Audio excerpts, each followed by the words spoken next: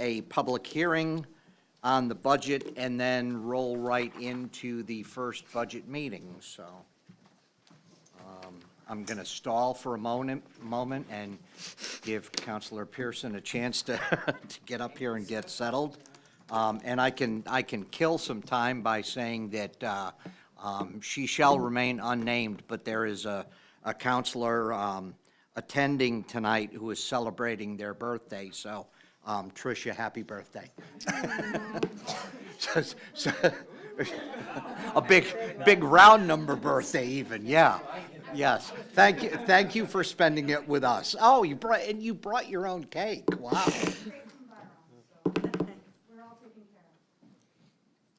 With that, Madam Clerk, would you call the roll, please?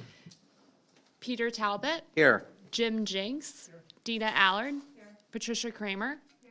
Fiona Pearson. Here. John Milone. Here. Greg Wolf. Here. Don Walsh. Here. David Velber. Here. Everyone's present. Please join me in the pledge.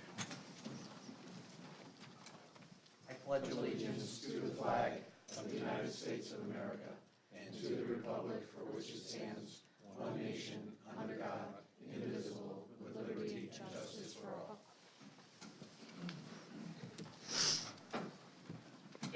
So first up tonight is like I said, the public hearing on the proposed fiscal year 25-26 operating budget.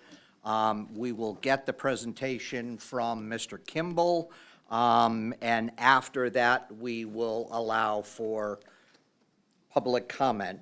So with that, I will ask the clerk to read the legal notice, please. Pursuant to Section 7-1 of the Charter of the Town of Cheshire, notice is hereby given that the Cheshire Town Council will hold a public hearing at 7 p.m. on Tuesday, March 18th, 2025, in the Council Chambers, Town Hall, 84 South Main Street, for the following purposes. 1, to consider the town manager's proposed general fund operating budget for fiscal year 25-26. The proposed mill rate for fiscal year 25-26 is 31.16 mills for real estate, personal property, and motor vehicles. 2, to consider the proposed Water Pollution Control Department Fund operating budget for fiscal year 25-26. And 3, to consider the proposed Community Pool Fund operating budget for fiscal year 25-26. A summary of these fiscal year 25-26 operating budgets proposed by the town manager is presented below. Citizens are invited to attend the public hearing and will be provided with an opportunity to offer oral and written comments on these budgets. These proposed fiscal year 25-26 budgets are available for public inspection at the office of the town clerk in the town hall, at the Cheshire Public Library, and on the town website at www.cheshirect.gov.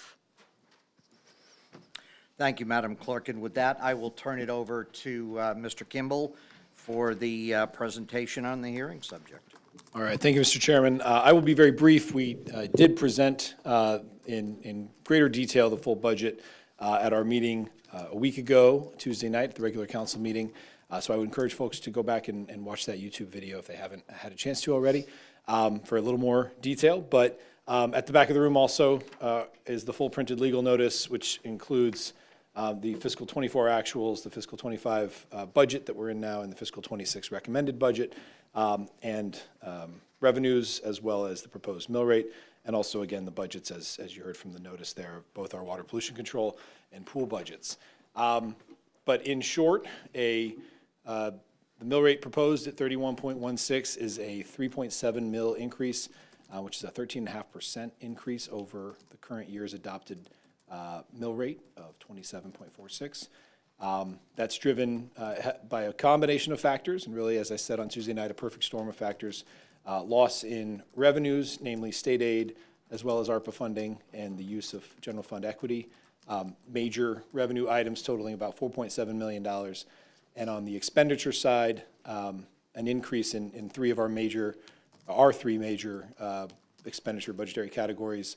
The Board of Ed budget of about $6.2 million, the debt service about $2.6 million, and our all other town services budget of about $1.5 million.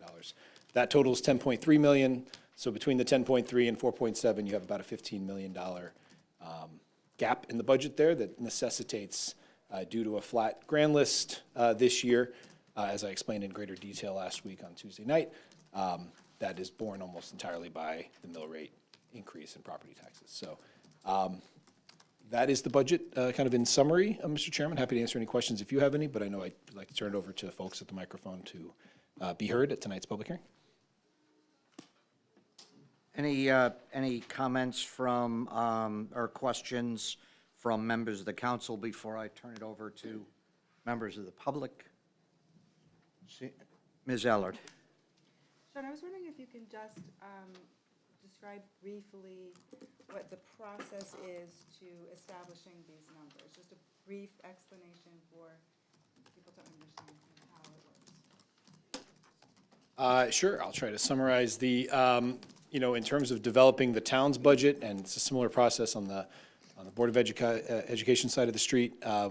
We start in late fall and December, gathering information, preparing our department level requests and budget requests. As on the town side, the departments request their individual expenditure appropriations through the month of January typically, and in the month of February, I review, meet, and make my own recommendations and adjustments to their budgets before I present, again, by charter on March 10th. Similarly, the Board of Education, as you'll hear later tonight, starts their process also in the fall, late fall, begins to develop their numbers, and I know goes through their committee process, and of course, the separate Board of Education for their presentations in January, I think until pretty much the end of January and early February, before that number comes across over to me by charter.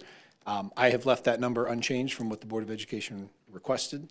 And then so the rest of my expenditure budgets are mostly focused on the town services, and then again, this year, debt service being a pretty significant increase. That's something of an estimate. We are having our ratings call later this week as we issue bonds for mostly for the construction of the 2 new schools. Anticipating about the next 2 weeks we'll be going to the market for those. And that's when we'll really know what our interest rates are and what our actual debt service are for the next year. But that's the process. And then when it comes to revenue, we get estimates, certainly from the governor's budget. When it comes to state aid, that does change throughout the course of the legislative session. Ultimately, there's an adopted budget. Usually there's a legislative proposed budget and then ultimately adopted budget, depending on if it's a short or long session in either May or June. Sometimes it's earlier than that in a perfect world, because again, we have to adopt by April 30th. So it is not uncommon to not have any, to still be waiting for official numbers until after we are already required to set our budget. Anyone else? Thank you, Peter. Sean, this is another question for you. You went really fast, but I just want to take notes on one major, what everything boils down to here. The budget as it stands, what's the percentage of mill rate increase to cover it as it sits right now, as it presented to us? Did you say 13? 13.5% is the increase of 3.7 mils from the current mill rate of 27.46 to the proposed mill rate of 31.16. And that proposed mill rate would basically balance out the budget as it was presented to us from last week to this Yep, week. as things stand now, correct. And I know there's quick math, and I just want to have it in my head as we move forward over these next few weeks of meetings. For every mill rate, it equals how much tax revenue? So our grand list is just over $4 billion. So the value of 1 mill is $4 million. It's just over $4 million. It's $4,050,000. So put another way, for every 1.1 million of either additional revenue we're able to find or anticipate in the budget, or additional cuts, that would reduce that tax percentage from 13.5% to 12.5%, 11.5%. That's 1% reduction. So very, very quick math. We are about $16 million over where we need to be to not have a mill increase, to not have a tax increase, with the budget where it stands now. It's about 15 million, I think. But Okay. Okay.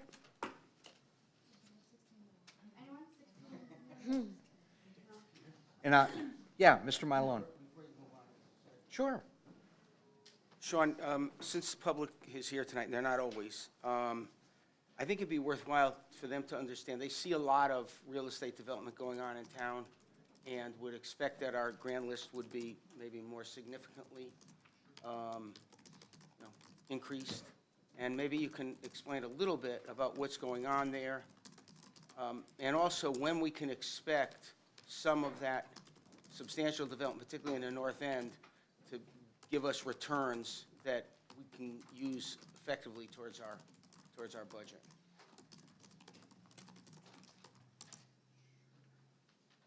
If you like, I can pull that slide up from the other evening where I kind of touched on in greater detail the grand list. So let me just do that now if you'd like, if that's okay, Mr. Chairman? Yes, absolutely. Okay. So, sorry, I have to zoom in a little bit because it's not the PowerPoint slide here. But this slide from Tuesday night kind of explains the grand list that, again, this is the grand list as of values of October 1st of 2024. That's what we build our grand list on. That's filed in January of 25. The grand list, as announced, was a total of $37.5 million increase. That's about a 1% increase in values. Making up that $37.5 million is just over $56 million of real estate growth. Business personal property grew by $9 million, so those are both very robust numbers.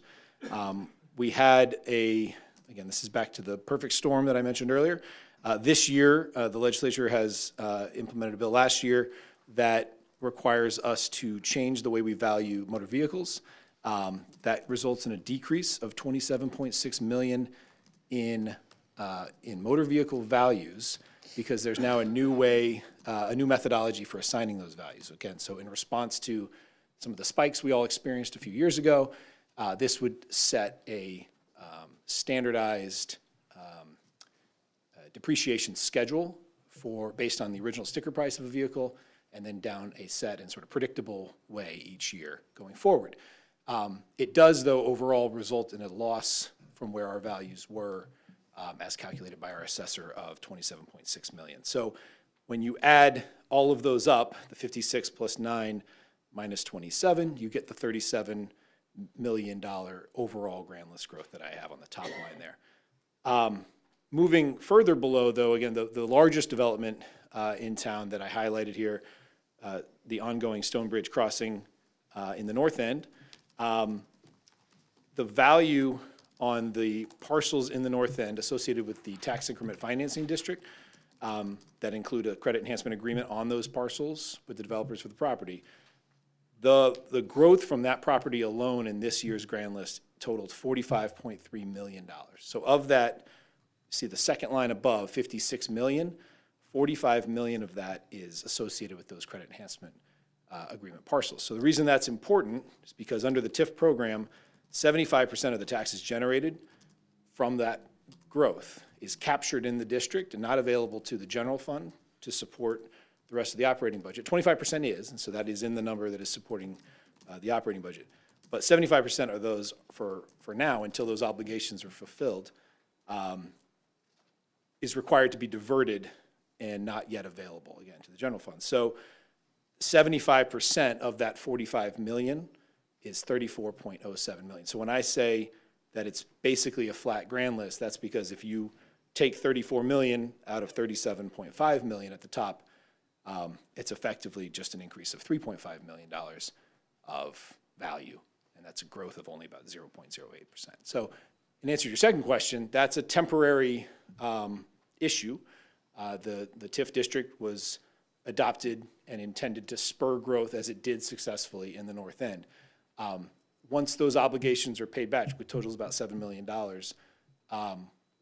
all of that money will be available either to further infrastructure investments in the TIF district itself, or with no other obligations or credit enhancement agreements existing, could all be swept and incorporated into the general fund if the council so chose. The answer to your question about how long, our estimates, and I've met with Jim Jascott just earlier today to try to shore this up. It depends, of course, on where the mill rate lands on each year. So you're having to make some assumptions. But it looks like when fully built out, the development should generate between roughly $5 million to maybe $6 million a year in total revenues, once you add up all of the vehicles associated with the apartments, all the business personal property, and a host of other components. Again, all of that could fluctuate. It's kind of hard to predict with absolute certainty, but we're estimating around $5 million of added annual revenue from that develop alone. So that gives you a sense for the timeline of that. Mr. Jinks? Just to, but that won't begin until the fiscal year of '27, correct? I would say more likely fiscal '28 before you have most of that value. Because Okay. we're planning fiscal '26 now. Right. So next year's budget, there's still going to be some obligations. We're not going to be generating enough to fulfill all of those off this budget. I think it would be one more budget, and then you're pretty close. Okay. Thank you. Well, while you have the slides up, is it possible, I know Counselor Kramer mentioned this idea, but if it's possible, the slide that shows where we come to those numbers, there's a slide in there that shows where we come to the percentage increase and those types of things. And would it be possible to just, for those, especially those in the audience here who may not have had the opportunity to see to watch our council meeting from the other week, just to see those numbers, so. Are you talking about this slide, which summarizes how we Yeah, I get think up to the so, just 13.5%? so they can see where, where some of those expenditures are, and then ultimately, the impact, on that, when they talk about the mill rate impact of 3.7 million. So these are some of the, Yep, so these are, right, so the top line are our major revenue categories. You'll see pilot and ECS reductions from the state budget. Municipal revenue sharing account loss also proposed or assumed in this budget. The motor vehicle tax cap grant that we received last year also lost because our mill rate fell under the 32 mil cap, 32.46 mil cap. So you see that's what I referenced earlier, the $4.7 million in revenue loss. And then those are the major budget driver, overall departments, Board of Ed, debt service, and town budget, totaling $15 million. And then simply, the simple calculation is you divide that 4,050,000 into 15 million, you get 3.7 mils. Does that answer your question? yeah, I just wanted to, so they, just visually sort of see what you were just talking about earlier, so you can see those numbers, but so there's gonna be a lot of cutting that has to get done. All good, colleagues? With that, I will turn it over to the public. The podium is available to your left, our right. Please feel free to come up, state your name and address for the record, and address the topic on hand. Good evening. Dave Rochford, 805 West Main Street. Kind of caught this last minute, so I'm not really well versed in some of the topics, but I was taken back at a local coffee shop when this topic came up today. So it's my understanding, I apologize because I'm not highly educated on this just yet, but we're going to get there. It's my understanding that the budget is going to increase, or we've got a shortfall of approximately $15 million. I'm not prepared to speak to all of it, but what does jump out to me is that over a third of that, if that's correctly stated, is a bump in the education budget. Is that correct? 6.2 million approximately. And from what I understand, it says in a brief commentary that some of this is going to go towards the covering the expanding student population and to staffing. Do we have a breakdown on what that staffing is going to be as opposed to teachers and and higher up? How many So- teachers are we gaining out of this? So further, after the public hearing, Yeah. our first budget workshop is with the Department of Education. So all those questions, and we will have a public comment section at the end of our discussions tonight. So if those questions aren't answered for you during the course of So- discussion, then there will be additional public comment for you to ask those questions at the end. So Board of Ed is here to speak to those numbers this evening. That's correct. So if I step back, will I hear from them shortly? Yes. I'll probably come back up in a moment. Well, just so you fully understand, it's going to be longer in a moment, but you will have the opportunity to speak. And if I find myself having to part because I didn't expect to be here this evening, and I listened to this on the public website, will I be able to comment and have input at the You can, next hearing? yes, you can send it in via email. And I can do that in person as well. Yes. Thank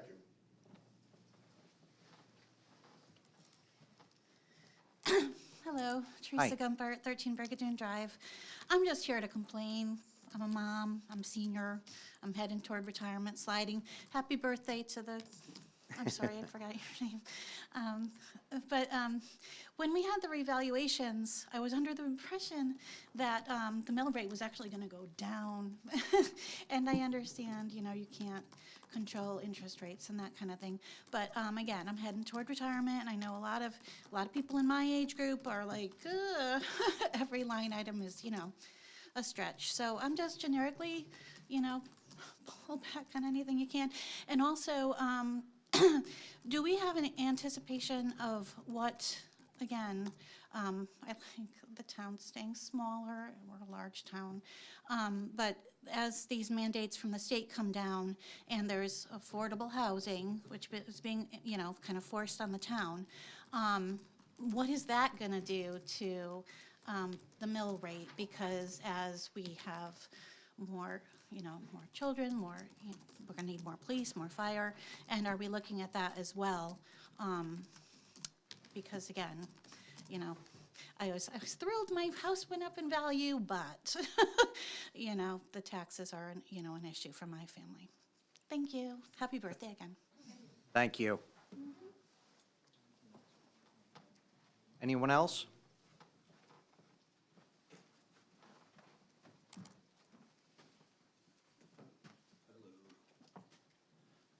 Good evening, Mr. Rocco. Everybody, I'm Tom Rocco at 6 North Pond Road. Thank you for your service to the town of Cheshire. I know that volunteering on the council takes a lot of time and energy, and I appreciate it very much. Just a few general statements about the 13% potential tax increase, which is just over the top. It's the most I've ever seen in my 20-plus years of looking at town budgets. I've never seen a potential increase of this size. And it's going to require some tough decisions on your part. On one end, you're probably going to have to raise some taxes, and on the other end, you're going to have to cut some requests. And I know that the superintendent of schools is here tonight. He's going to make his best pitch, and he's backed up by Vince Massiani, another very capable young man. And I know they might feel a little bit disappointed if you have to reduce their request, but I think all of our administrators are just going to have to do the best they can with a little less money this year. I just don't see how a 13% tax increase is justifiable. I think it's frankly a little bit over the top. I did have a question regarding Chapman and Darcy schools. During the whole deliberation of the school referendum, it was discussed in some detail that Darcy and Chapman would be sold off, that they would be removed from the town's real estate, essentially. I don't know if that's still on the table. I hope it is. I hope that the town does do something to provide some cost efficiencies, because unloading 2 schools or 2 buildings will save a little bit of money and allow us, hopefully, to fund our debt service a little bit more. At least that's what was discussed during a lot of the deliberations. Regarding the TIF agreement up in the North End, I remember being on the council and this was all being discussed. It was something that I really was not in favor of, because of the fact that it does basically create, at least in the short term, it creates a revenue shortfall for the town. And you're seeing it. You're seeing what's happening. We have this big development going up in the North End, and our revenue is being delayed by 3 or 4 years. And I don't know if that agreement will ever be renewed with the same developer. If it is, instead of a 75% share going back to the district, maybe a 75% share should come back to the town. Because if I know the developers involved in tax breaks, they usually come back for for a second helping. So I'm not sure if that agreement will ever get renewed, but I hope that if it does, something more favorable for the taxpayer can be agreed to. So again, I'm just really concerned about the state of taxation. It's not, you know, it's just a very difficult time right now. There's a lot of uncertainty, and I just don't see a 13% tax increase as justifiable at this point in time. Thank you very much. Thank you, Mr. Rocco, and You're thank welcome. you for your service as well. Thank you very much. You're welcome. To a quick answer to your question regarding the TIF, it's my understanding, and I'll ask Mr. Kimball to keep me honest on this one, but because the TIF was already applied to the development that's underway, there is no additional TIF that could be applied to that. Go ahead. Yeah, that is correct. And just, I guess, further clarity, the 75%, 25% is not specific to the agreement with the developer. That is a function of the TIF district for all of the parcels in the adopted TIF district. That it's just the way the revenue is diverted from general fund to the district. If there's no CEA agreement, then all of that stays either captured in the district or can be swept by the council into the general fund.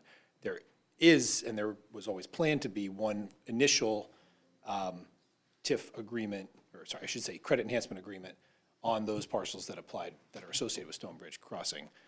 But it doesn't have anything to do with the 75%, 25%. It just means that of the 75% going in, that's where the dollars are that will fund those obligations under the CEA, if that makes sense.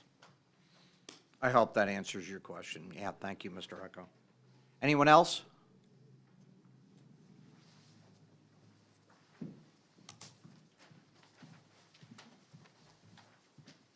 Hi, Mandy Miller, 1293 Half Moon Road. So I'll be honest that, you know, I originally came here thinking that, you know, and after reading about the addition of the tax increase this year, I was really thinking that that was going to be my focus point until I took the weekend and really started pouring through the 5-year budget projection. And from reading that, I feel that this tax increase is an issue, but we really have to address the fact that this is just the tip of the iceberg.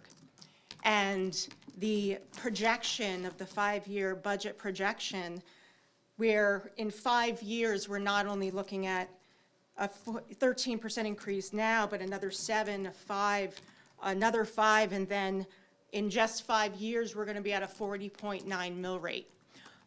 When you start looking at those numbers and working those numbers, that is a 50% increase in your taxes at the current mill rate of 27.46.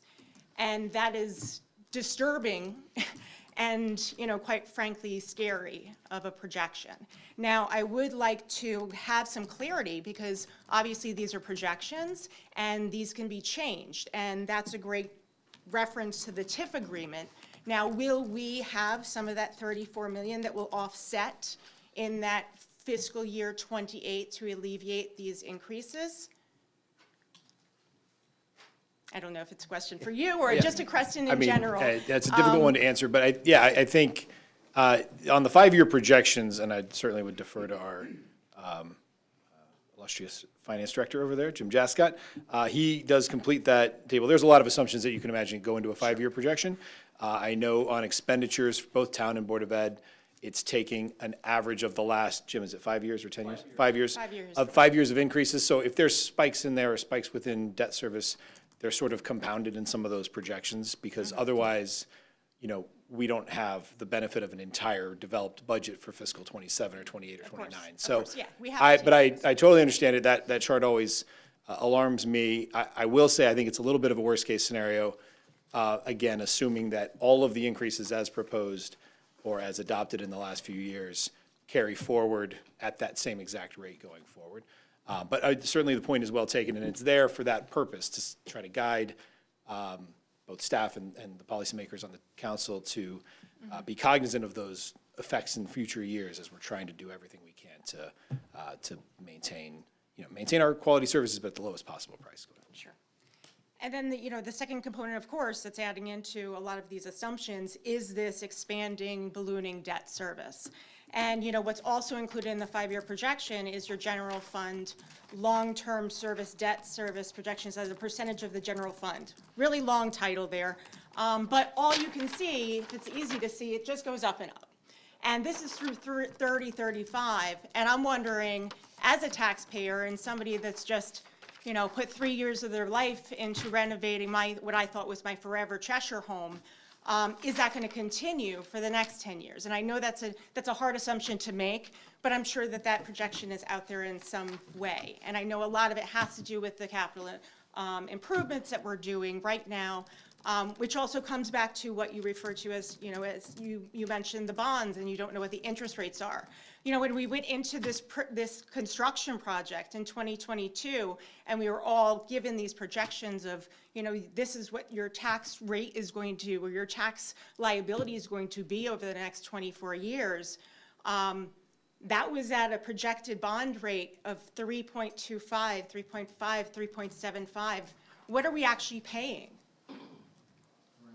I think our projections are around that for this issuance, actually. I think we're assuming 4%, but muni bonds at 20 years, I think, are coming in at mid-3s or 3.75. We're going to be doing a sale this coming, Okay. this month, and we're projecting 3.5 on this issue. Okay. The last couple of issues were between 3 and 3.25. So I think that answers the majority of my questions. Actually, I will come back to that 5-year historic, that on the annual increase of 5.16, only because I do go into these numbers quite a bit, and the educational budget is posted, the last 4 years anyway, on the website. And just for numbers wise, if you use the last 4 years, that net average, or that average is actually 4.1775 if you exclude 2020, because it wasn't posted there. And if you were to add that in, the only way to get to this figure of 5.16 would be a 9% increase in 2020, which obviously this is a COVID year. The actual general fund, or the multi-year budget comparison for that year was only 1.79. So I'm assuming perhaps the budget was really only about a 2% increase, if I could imagine that for 2020. And I only bring that up because it's important when you're looking at budgets and increases per year that people are providing you. It's good to have a reference of what the 5-year historic actually was. And I think that's inaccurate and a bit inflated. Just wanted to point that out. Thank you, Ms. Miller, appreciate it. Thank you. Anyone else? Seeing none, Madam Clerk, I assume there were no written comments submitted for the public hearing. Before I adjourn the public hearing, I will say that we are just starting. Tonight is our first budget workshop, and it is by design that we are starting with the Board of Education budget.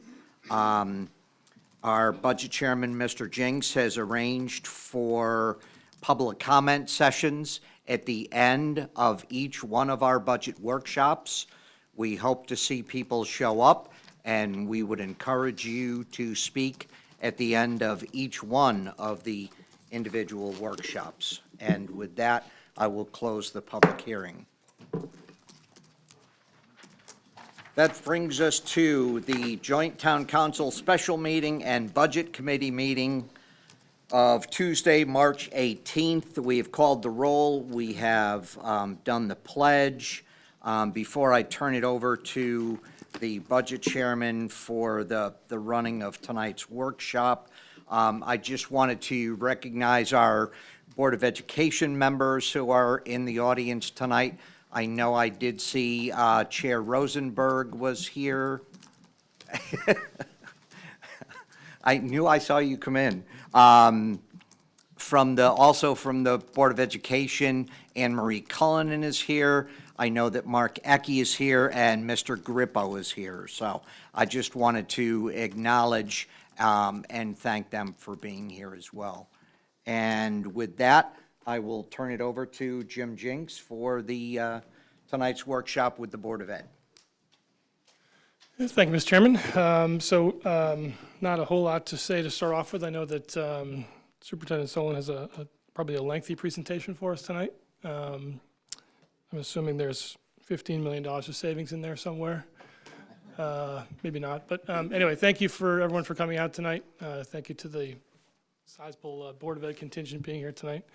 Without further ado, please come up and present.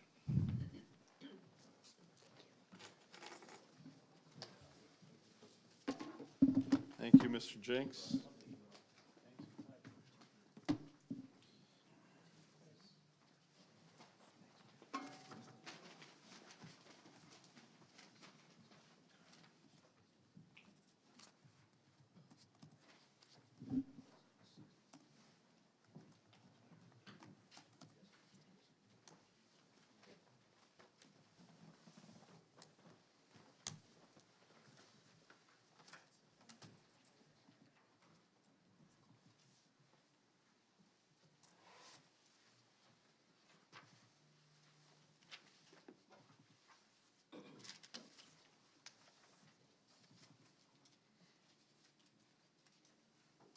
Actually, Dr. Solon, before you begin, I just remembered, when Mr. Rocco spoke earlier, he had a question regarding Chapman and Doolittle that I wanted to answer, and there was multiple questions in there, and those two got lost, but they did pop back into my head. So I will tell you that the town council, along with staff, has had some preliminary discussions about what will happen with facilities once the two new schools come on board, which is in the fall of '26.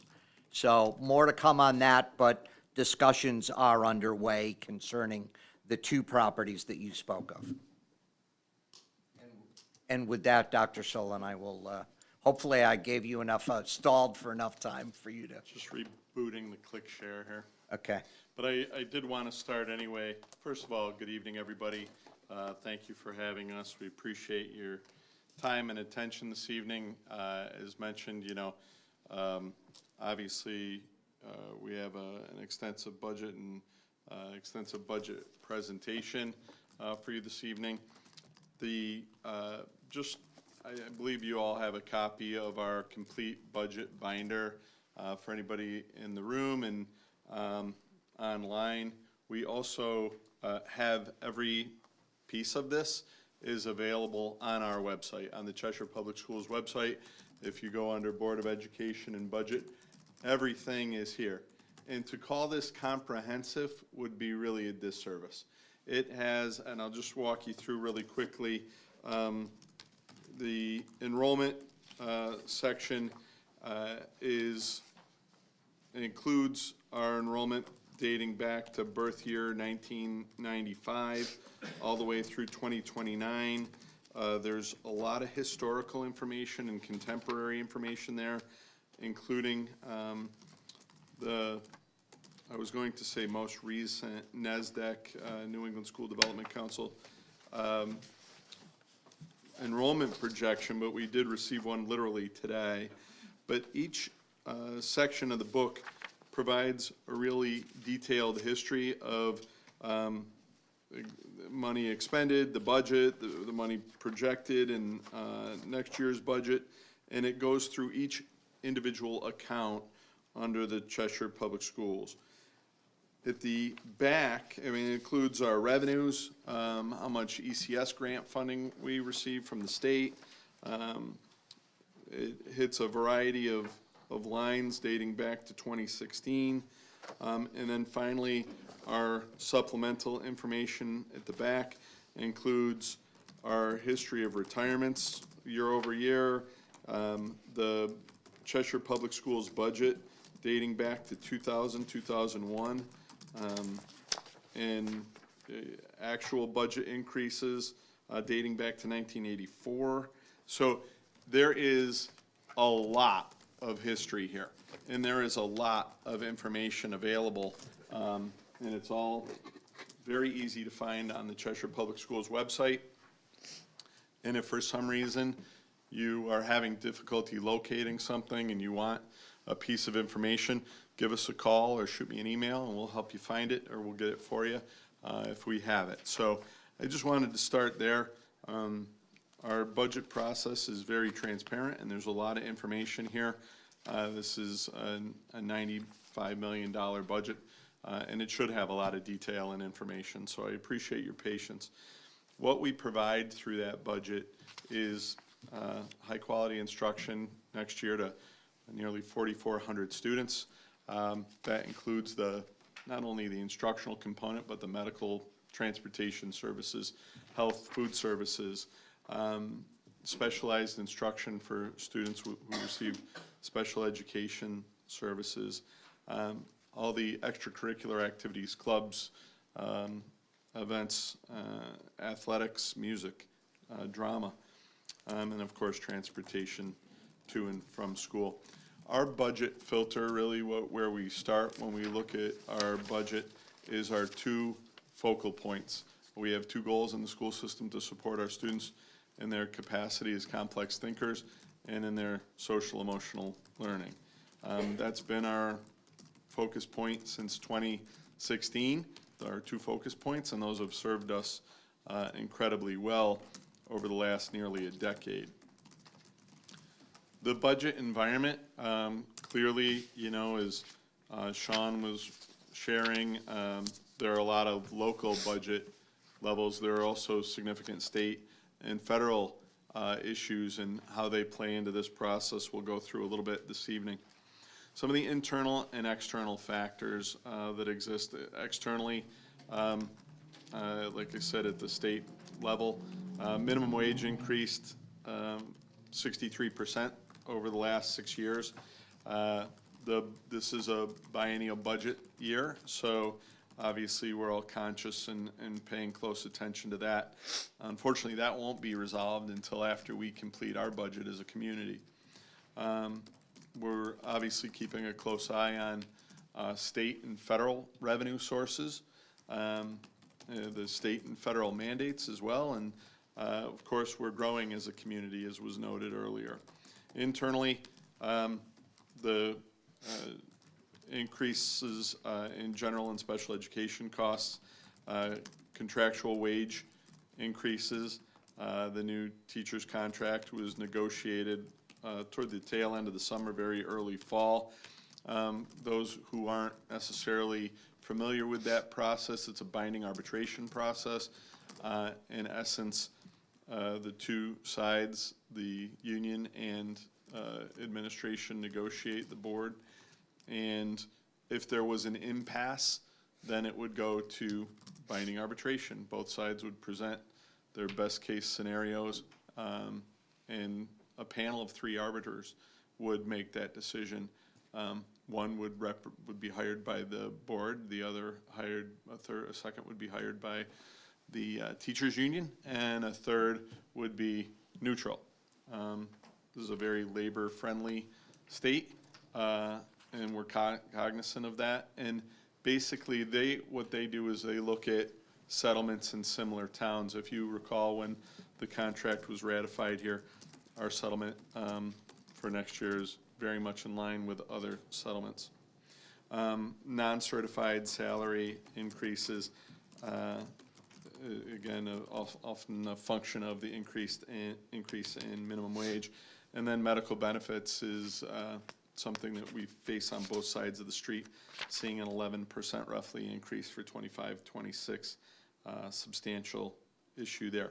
We have vendor contracts for 2 vendors, really transportation and cleaning services, who have a larger percentage of employees who are near the minimum wage threshold, so we're seeing larger percentage increases in those contracts.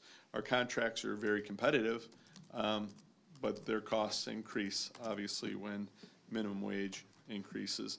And of course, we have aging facility issues. As was noted, we will have 2 buildings that we will vacate at the conclusion of the upcoming school year.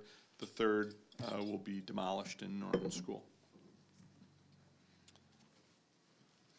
So, assumption summary, projected net enrollment growth of 70 students.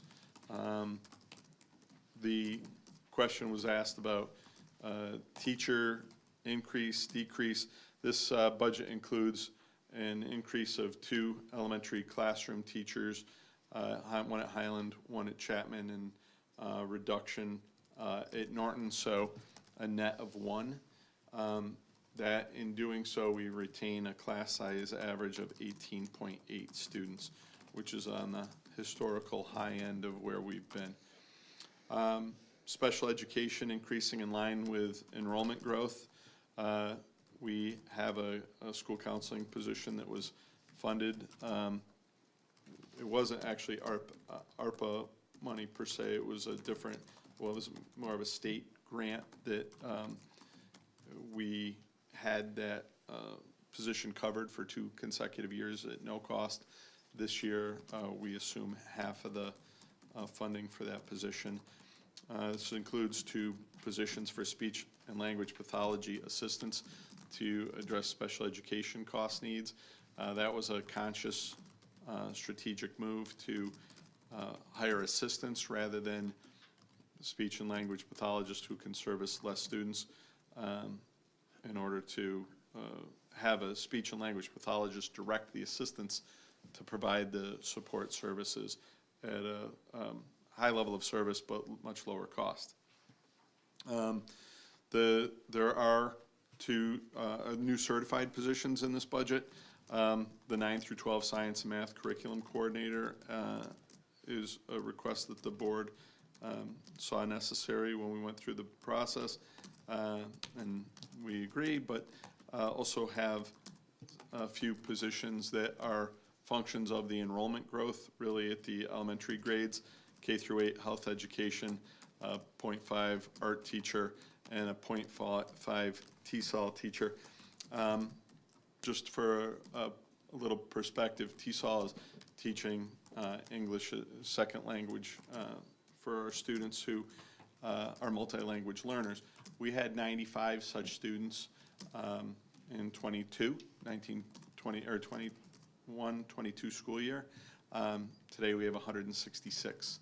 So that's a population that's growing pretty significantly. Again, the medical benefit account, that's $1.57 million. That's to retain our claim rate. That doesn't add to our medical benefit balance. It just, that's what the current projection is for how much money we would need, more money we would need over the course of the year to just meet claims where they are. Now, any projection is a forecast on that, and the asterisk is there to indicate that this was a forecast that we received much earlier in the year. In April, we'll have an updated forecast on that from our provider. And then continuing to address the needs of the maintenance budget. Yes, sir. Do you know when in April you'll have that? Probably towards mid-April, we should have an update after they get the March claims. We did have a meeting today, which gave us an update, which was in line with where we previously budgeted on the board side. It's about 9% claims increase that's being projected.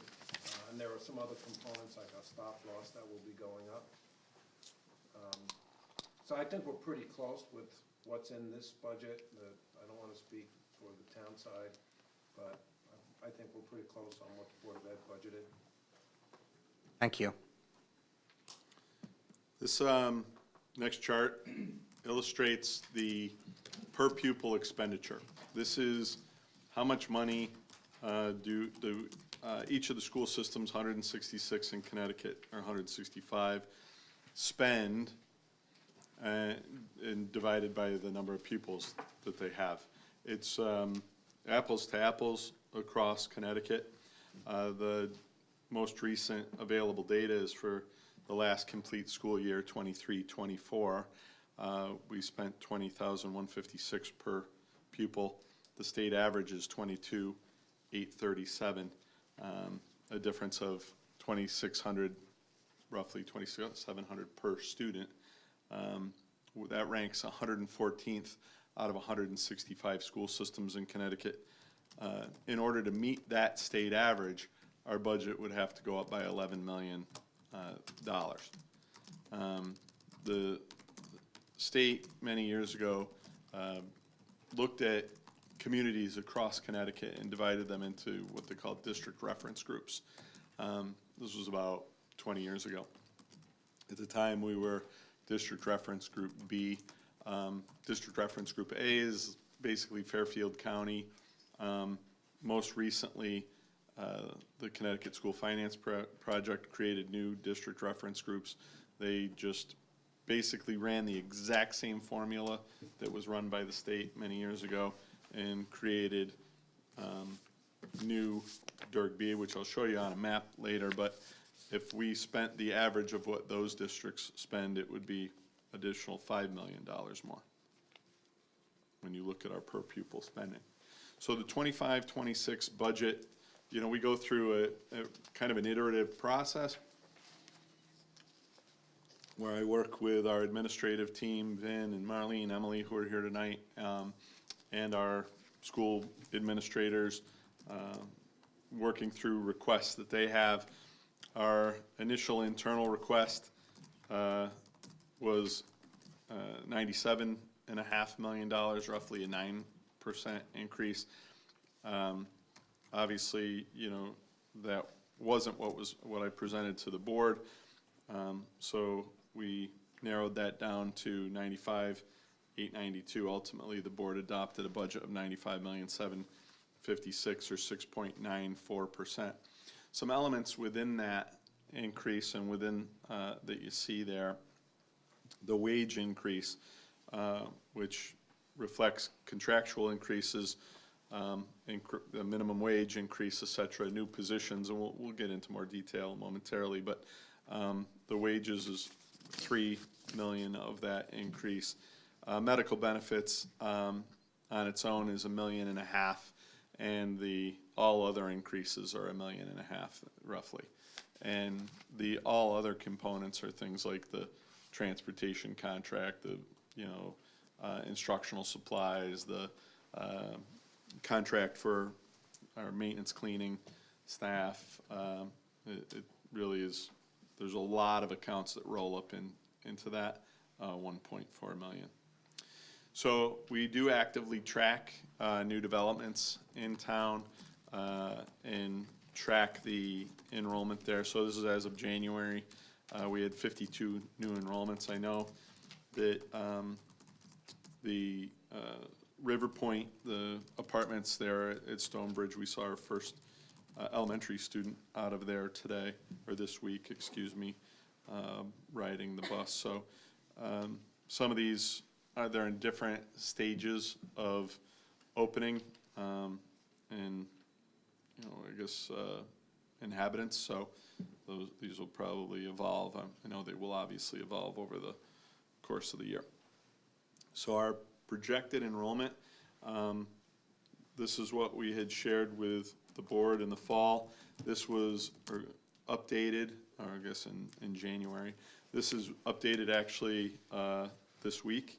It says 3/1. It was actually today we got the update. But the actual enrollment we had going back to 21-22, you can see our total student enrollment was 4,160. The subsequent year, 4,168, not any sort of significant jump. And then this past year, our actual enrollment on October 1st of this school year was 4,257, an increase of 89 students. The projected for next year is 4,411. That's a 154 student jump. So our original projection for this year, for this upcoming year that was made back earlier in the year, we've already eclipsed that because of just enrollment growth over the course of the year. So they did update our projections, like I said today, to 4411. So some of you were on the council back in '22. That was the last time we had an enrollment projection completed by SLAM. They're a group that does demographic work. That was March of 2022, so 3 years ago. And they forecast out, many years down the road, a high forecast and a low forecast for the next several, for next decade out. And so their forecast for 25, 26, the high that they forecasted at that time was 4415. Our projected enrollment for next year is 4411. So we're all, within 5 students of the high projection for next year. So enrollment growth has been a real thing for us, obviously. When I started in the district, we had, in 2005, we had about 5,500 students. We got down to about 4,000 several years ago, and now we're seeing that rebound. This budget basically seeks to maintain services. I want to highlight that transitional K later on. That's really a cost-neutral service that we provide because that's a tuition-based service. But restoration, it's a moderate increase to the maintenance and equipment budget. And the advancement, the only item really in our budget that would be considered an advancement would be the STEM curriculum supervisor at Cheshire High School. This is a little bit of an overview. I won't, read you the entire overview. Again, you guys have a printout for everybody that's in the audience or online. We will add this presentation tomorrow to our Board of Education budget page, which has every presentation that we've given from January forward of this year on the current budget.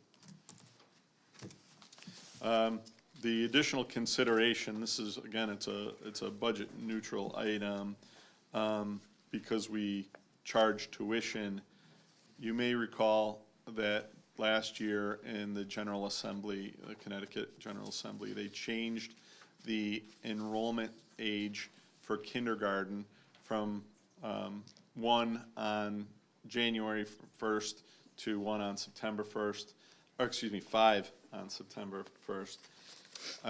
And if you are not going to be 5 by the start of the school year, you can apply to enter kindergarten. You have to be assessed by the district.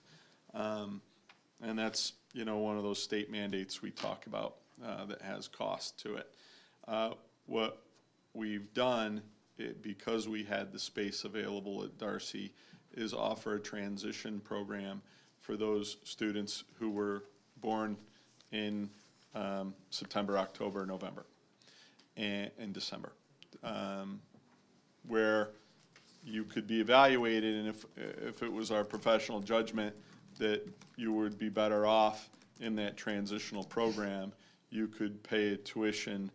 Modest tuition is dramatically cheaper than daycare, but you had a certified teacher, a paraeducator, and a curriculum that we designed.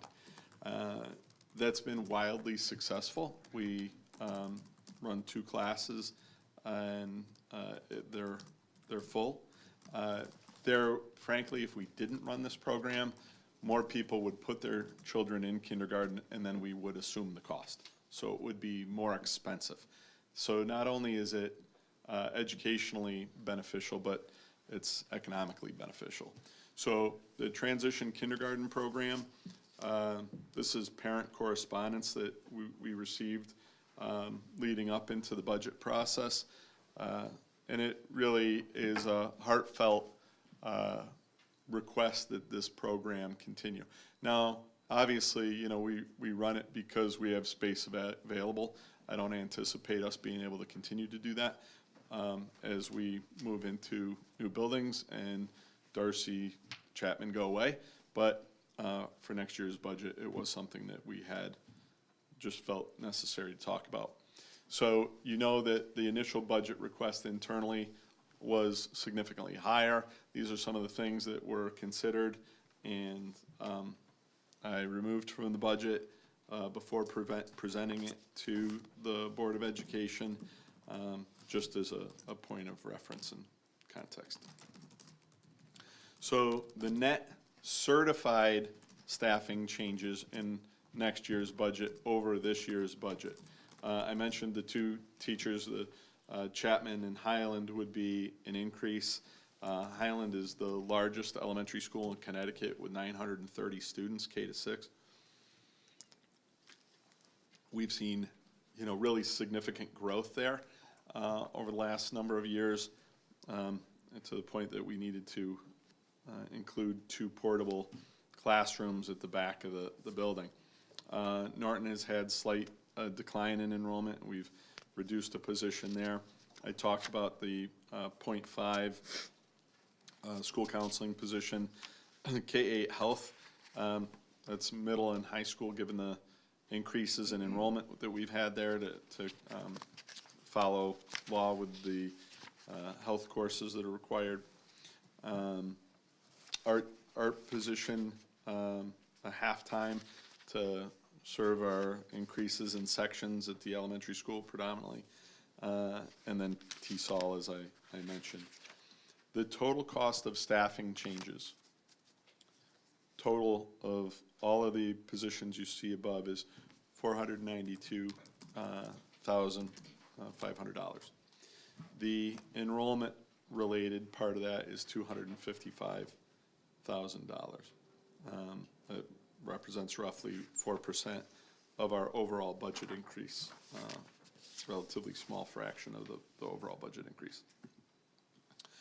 Additional enrollment in the non-certified staffing piece, paraeducators who were identified through PPT meetings and the individualized education plans for our students throughout the course of this year that are retained for students moving forward.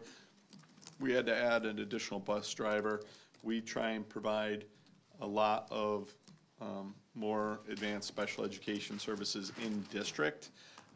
Special education transportation is wildly expensive when contracted.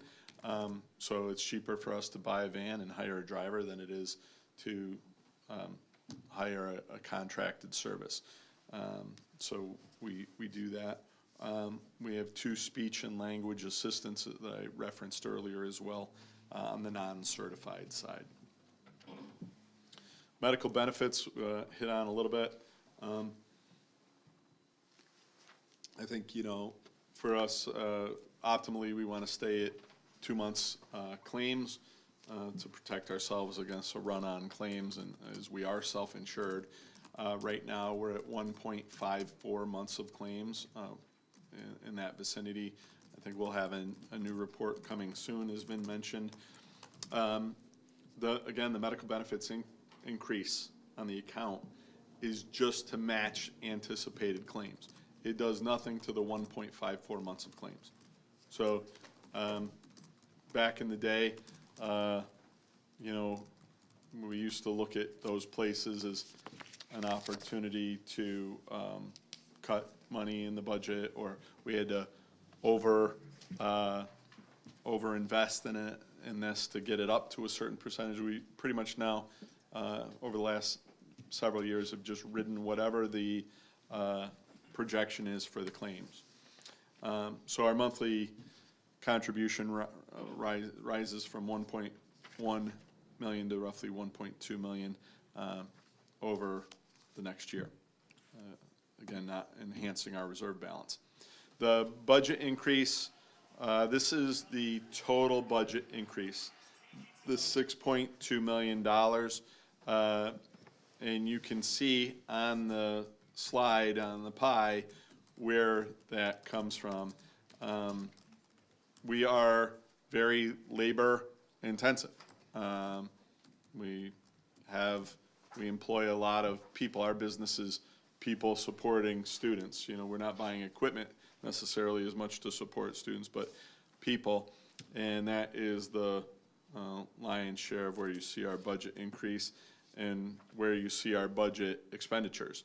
80% of our budget is on people, the actual individuals and salaries, but also the benefits that those people receive, medical benefits.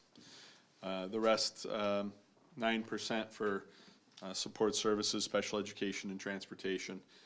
Instructional expense, again, special education and really that's just the people, the outplacement costs, service cost contracts, and then maintenance and operations is the smallest fraction of our budget at 5%.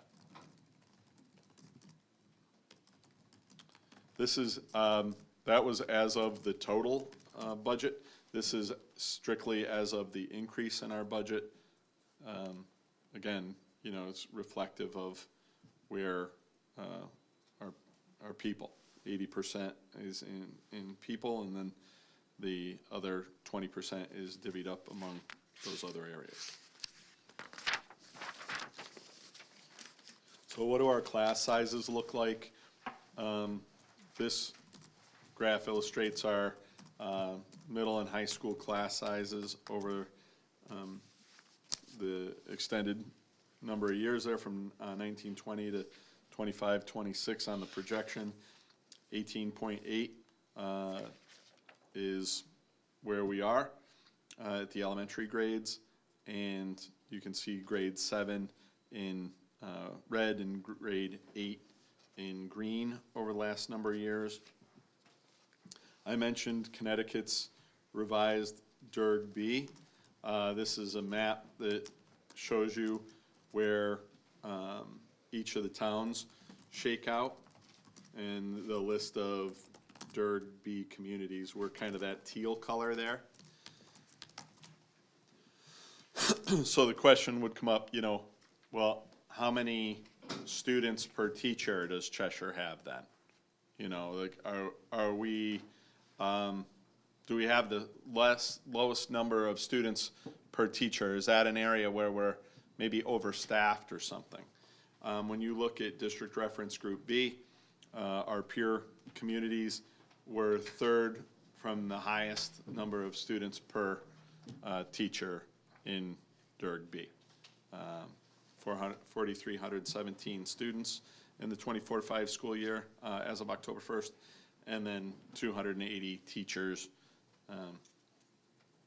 That includes special education teachers that have, you know, smaller class sizes, includes support, people like interventionists who don't have a class per se. So this is everybody. I just showed you like what a standard classroom size would be. 18.8 at the elementary grades, in the mid-20s at the secondary level. Students per building administrator, we're in the middle of that group, with 20.6 administrators across the district. How do we compare central office? Dead last. Actually, it's one of the highest in Connecticut. I think we're 2 from the bottom in Connecticut in terms of most students per central office administrator. So staffing, you know, we're already lean is the point, and you saw the per pupil expenditure and how we compare to our peers. The projected revenues for the 25-26 school year, this is our state revenue, basically, in building use rental fees. Educational cost share is the most significant revenue source that Cheshire has, and you know, from the state. And the state is currently engaging in a phase-in process of their educational cost share. That is still being deliberated in this session. So if anything, it'll be 9.2 million at the lowest. At the highest, it'll be roughly 9.5. So it's not going to balloon to 15 million or something this bill gets passed. But that gives you a sense of what our revenue is. We do run a birth to 3 early intervention program. We've done it for longer than I've been here, the 20 years I've been here, out of the Darcy School. That's a state contract, so we provide birth to 3 early intervention services for Cheshire students, but also surrounding communities on a contract basis.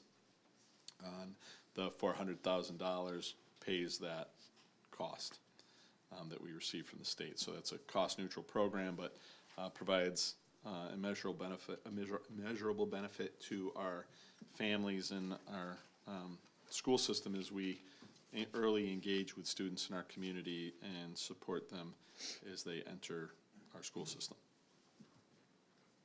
So how does our budget compare to those other DERG-B districts? This is up-to-date data as I can find. The districts in DERG-B who proposed the 0 to 3% increase, nobody did. 3.1 to 4, 2 proposed, 2 adopted. Now, the numbers are different on the adopted side, if you add them up, than they are on the proposed side, because not every Board of Education has adopted a budget yet. Some are still in that process.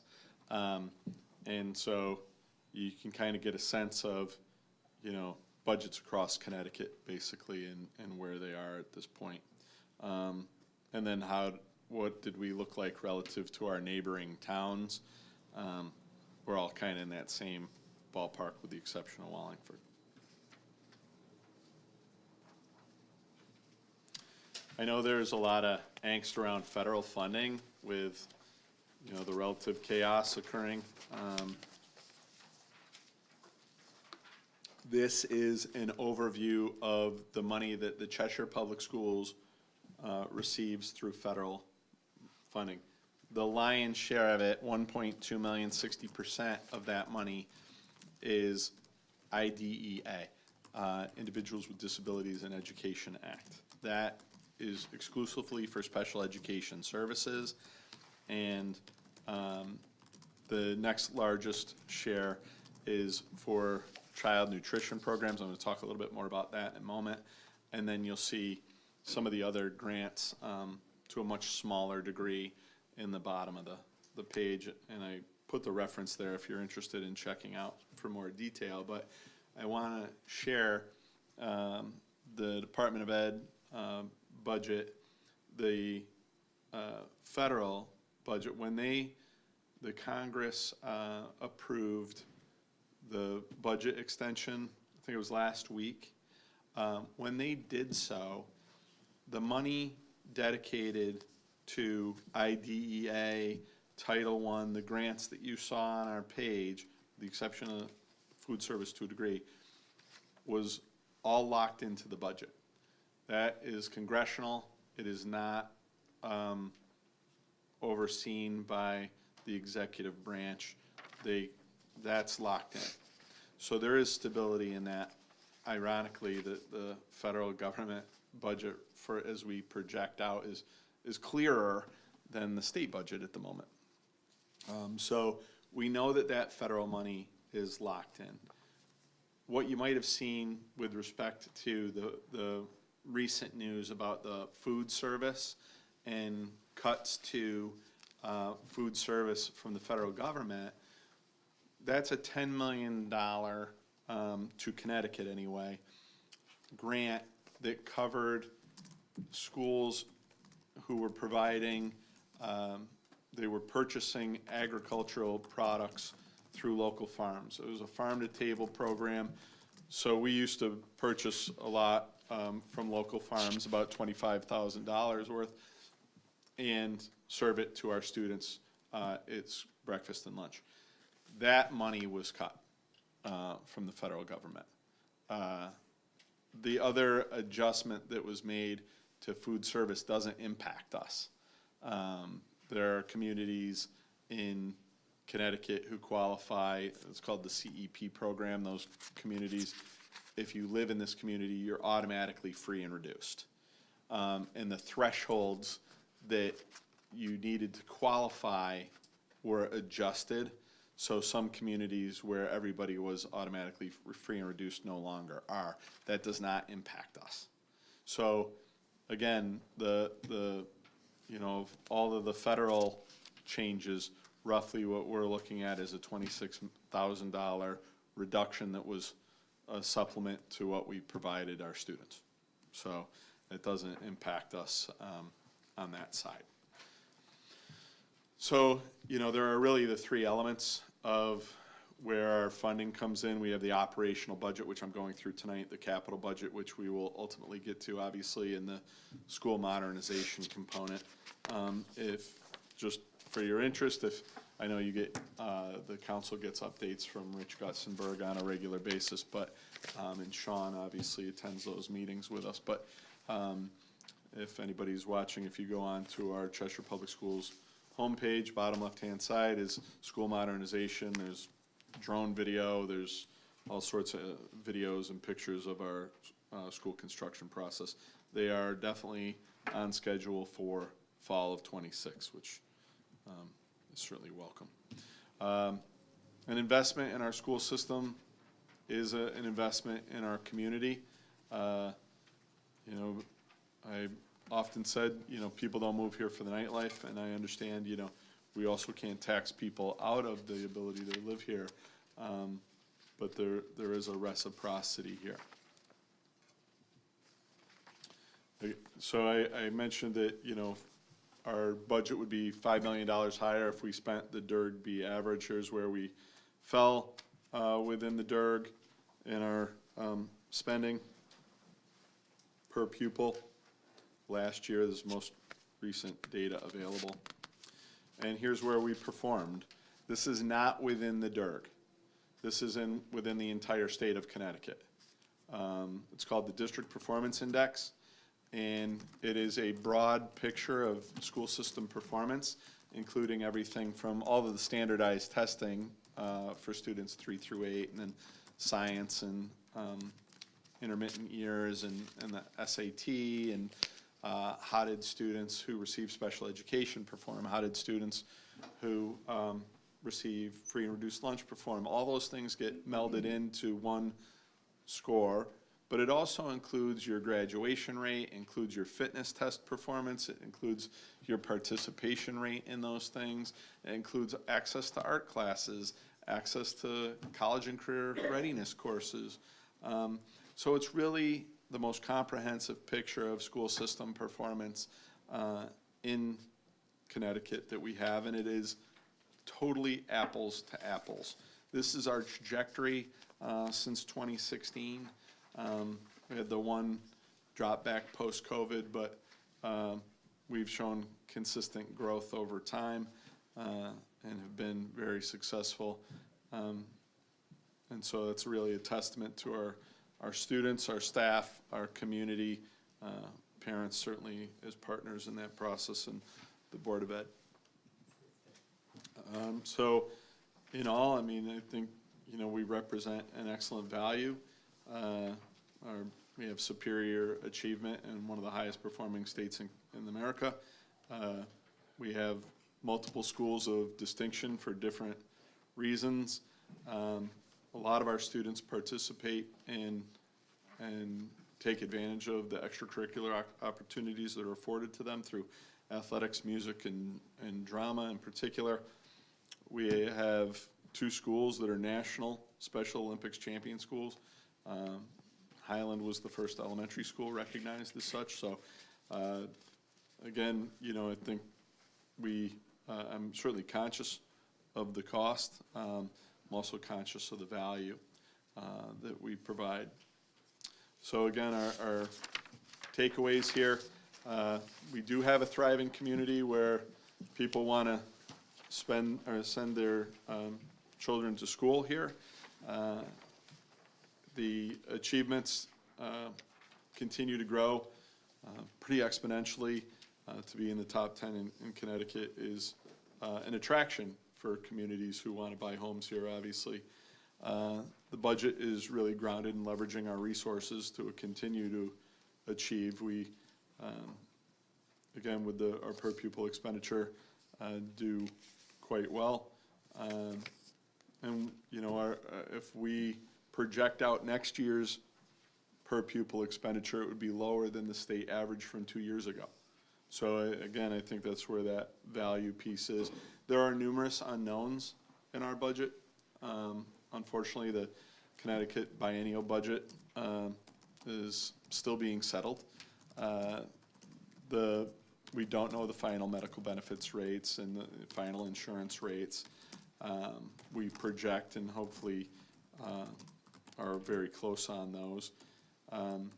We don't know the final pension, as you guys are still working through that as well.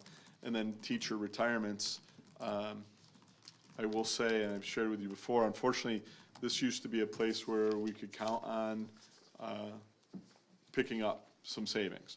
And unfortunately, with the drying of the well as it relates to teachers coming out of college in Connecticut, it has become substantially more challenging to hire people without experience that are people that you would want in front of your children. And so we work really hard where there is a greater pool. Marlene and our elementary team, we get way out in front of it. If we know we have elementary retirements, we will post as early as possible, try and get the most talented students out of the university prep programs. But, you know, I had a chem teacher, as our first, you know, retirement for this upcoming year that was announced recently. We will work really hard to try and find a talented individual where we might pick up some savings, but it's almost impossible to hire somebody that's not an experienced person when you're talking about chemistry, physics, math, special ed. You know, it's become substantially harder.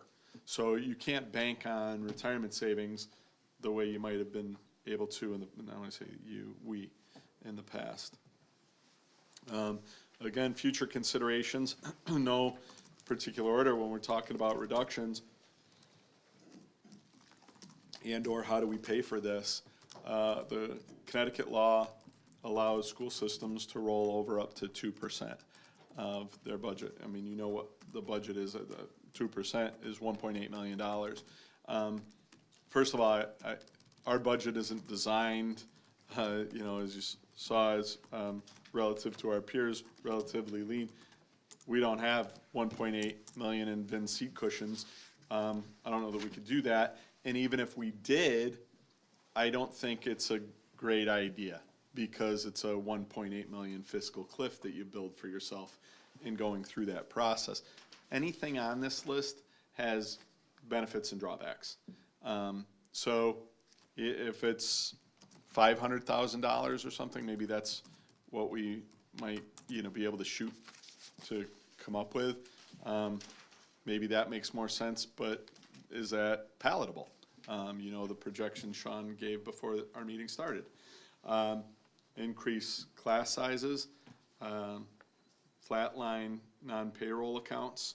But, you know, you saw the budget increases there aren't huge. You're not gonna make up 15 million, to your point, Jim, on those accounts. It'd have to be, and I think for all of us, it's gonna have to be some combination of these things, right? Increased revenue, participation fees, parking fees, things like that, help offset some of the costs, or cut programs. None of these things are things that anybody feels great about. And I'm just, you know, these are things that I think we consider in the process. And that's what I wanted to share. Again, I really appreciate everybody's attention as I went through. There's a lot of information there to digest. And, you know, I think we are successful because when these things occur, we all get as creative as we can be, and at the end of the day, do whatever we can to support all the stakeholders, which is ultimately to the benefit of our community. So, and most importantly, our students, who I will end on an up note that we won our state semifinal hockey game today, 2-0. and we'll play in a state championship. Yeah, so that was the only way I could get applause at the end of this, so I'll fish, I'll do what I gotta do. All right, thank you. Thank you, Dr. Sullivan. How'd the fencing team do? I do not have that yet, unfortunately. Really well? Oh, I just have a comment and a question, then I'm going to hand it off to my two other budget committee members, Counselor Pearson, Counselor Milone. So you guys, the schools, obviously, you do a great job, clearly. Dr. Solon, your administrators, all the teachers, a remarkable job, especially when you look at the comparison in terms of how much we spend versus other school systems. You guys have always been able to wring out a tremendous amount of value, and I think I always ask you every year, how do you do that? And it's I'm not going to force you to answer that question again because it's not maybe an easy answer necessarily, but it's always very impressive, what you guys are able to accomplish. Thank you. And With it's the really, resources you it's our team. I accept that compliment on behalf of Yeah, the of course. 1,000 people Yeah. who work in the Cheshire Public Schools. All right, and we are, on the town side, Sean, the department heads and our staff also do a tremendous job with pretty lean staff. With that said, we have a very large hole to fill this year, or to find, to rectify, whatever. So it's gonna take, some working together, clearly, to figure that out. It's as bad as this is my sixth budget, which is about 20 less than Peter, I think. But it's as bad as I've ever seen. We're in a situation where we just have, we've lost a lot of revenues, obviously, we talked about, and, we're clearly, have much higher cost because of a lot of growth, obviously, and lots of other reasons. So, so there's, like I said, it's going to take some work to figure out where we find all this, this Yeah, hole we undoubtedly. have. So, question I had for you, at least this one for now.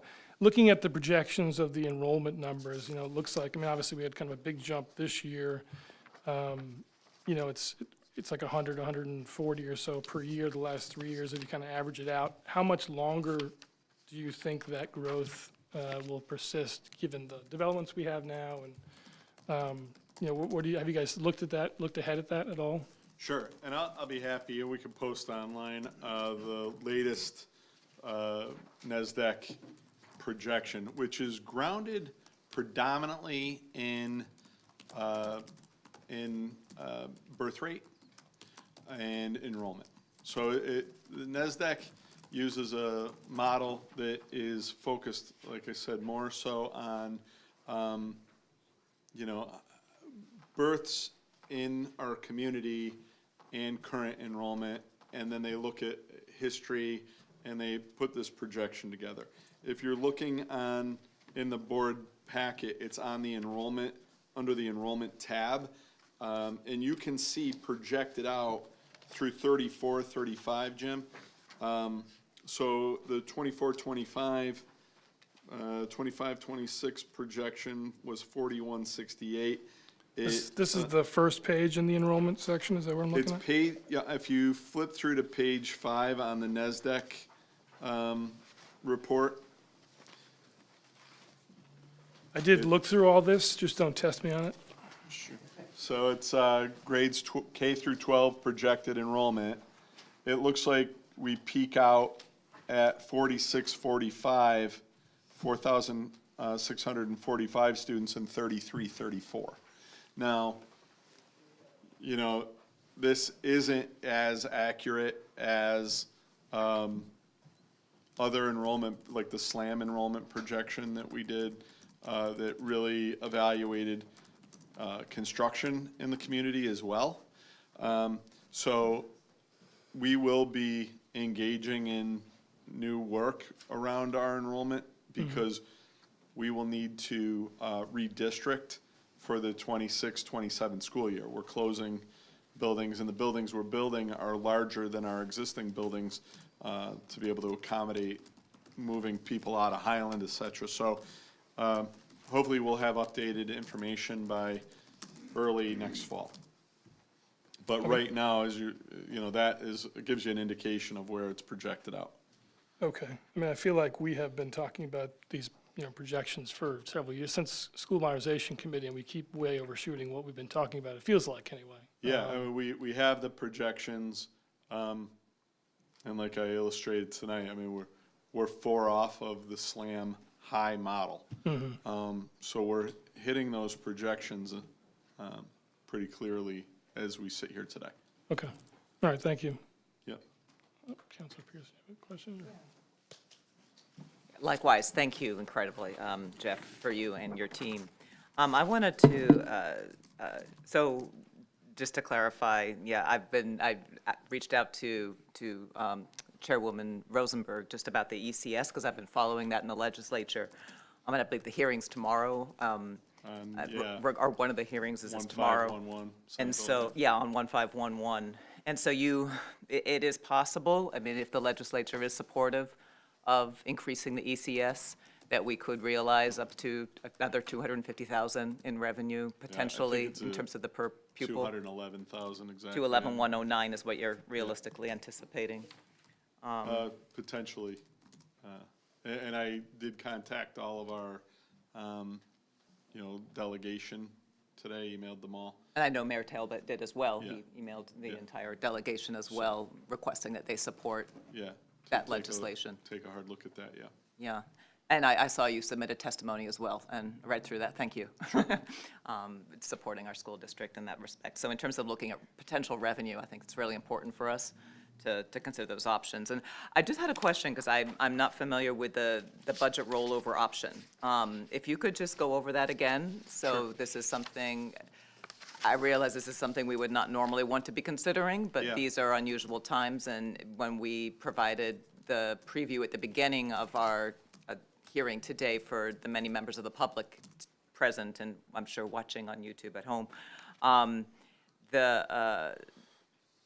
this is an unusual year. We're going into a couple of unusual years, just with the loss of our motor vehicle tax as a result of the reduction of our mill rate last year, as a result of our grand lists being level and not necessarily realizing the increases from some of the development in town that we will eventually. So we are in a difficult couple of years here right now. So if you could just discuss a little bit this budget rollover, what the law allows, what that means, go into a little more detail, please. Sure. So Connecticut law changed, I want to say roughly 5-6 years ago, maybe even longer now, but allowing schools to roll over up to 2% of a fiscal year operating budget into the subsequent year. And, again, we don't have 2% of our budget to be able to roll over, but if we do so, I'm assuming we would be doing so to pay for essential needs, not things that were short-term that we could just do away with in the subsequent year. And so, for example, an example like that would be if we really wanted to do this massive professional development thing that we knew was going to be a one-year thing, maybe we would just roll over $200,000, let's say, to pay for something major like that, because in the subsequent year you don't need it, and you're not creating yourself a fiscal cliff. When you're rolling over money that pays for essential goods, in essence, then you have to hope that either costs come down by that amount of money in the next year, or you face a fiscal cliff that now you've got to fill that void that was created by the rollover, plus any increase that may be in that account. So it is something that has to really be calculated, and I think, in a nominal amount might make sense. 250,000 to 500,000, maybe there's room there for that. But again, I don't know that it makes a lot of sense to say, all right, we're going to do 1.8 million. First of all, we don't have 1.8 million. And second of all, to build that sort of fiscal cliff for the subsequent year just doesn't make great fiscal sense in my opinion, but it's not my decision. Right. No, thank you.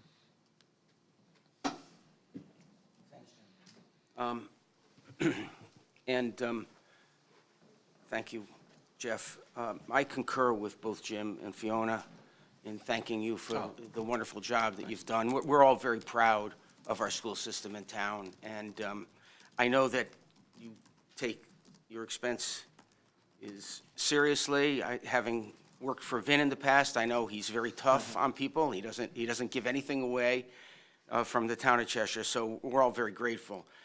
And, but we also know the trouble we're in, as they both expressed, and it's big trouble. Yeah. It really is. And unfortunately, as for someone who's run a business for, 35, 40 years, where there's no one to just go to get money, you make hard choices, and we need to make hard choices. So I do have a couple of questions for you. We have 70 new students from your projections. That's really a small percentage increase. It's less than 2%. So keep it in perspective in that regard. It is 70 students, but it's very small in the range.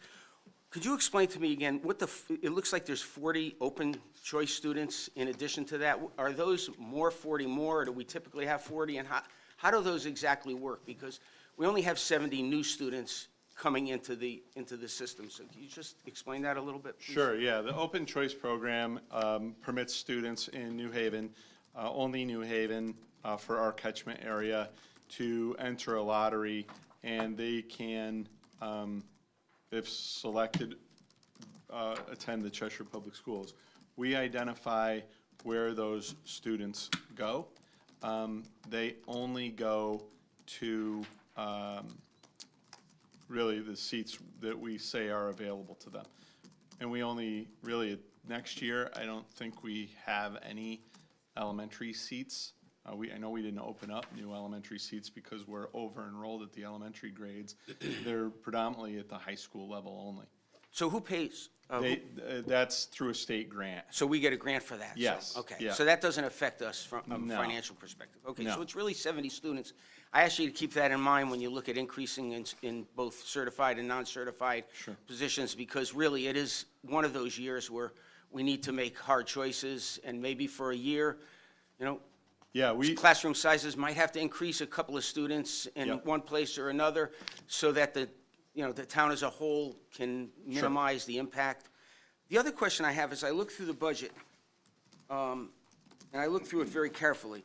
You have the budget for 24-25 and the projected for 24-25. That's always the same number.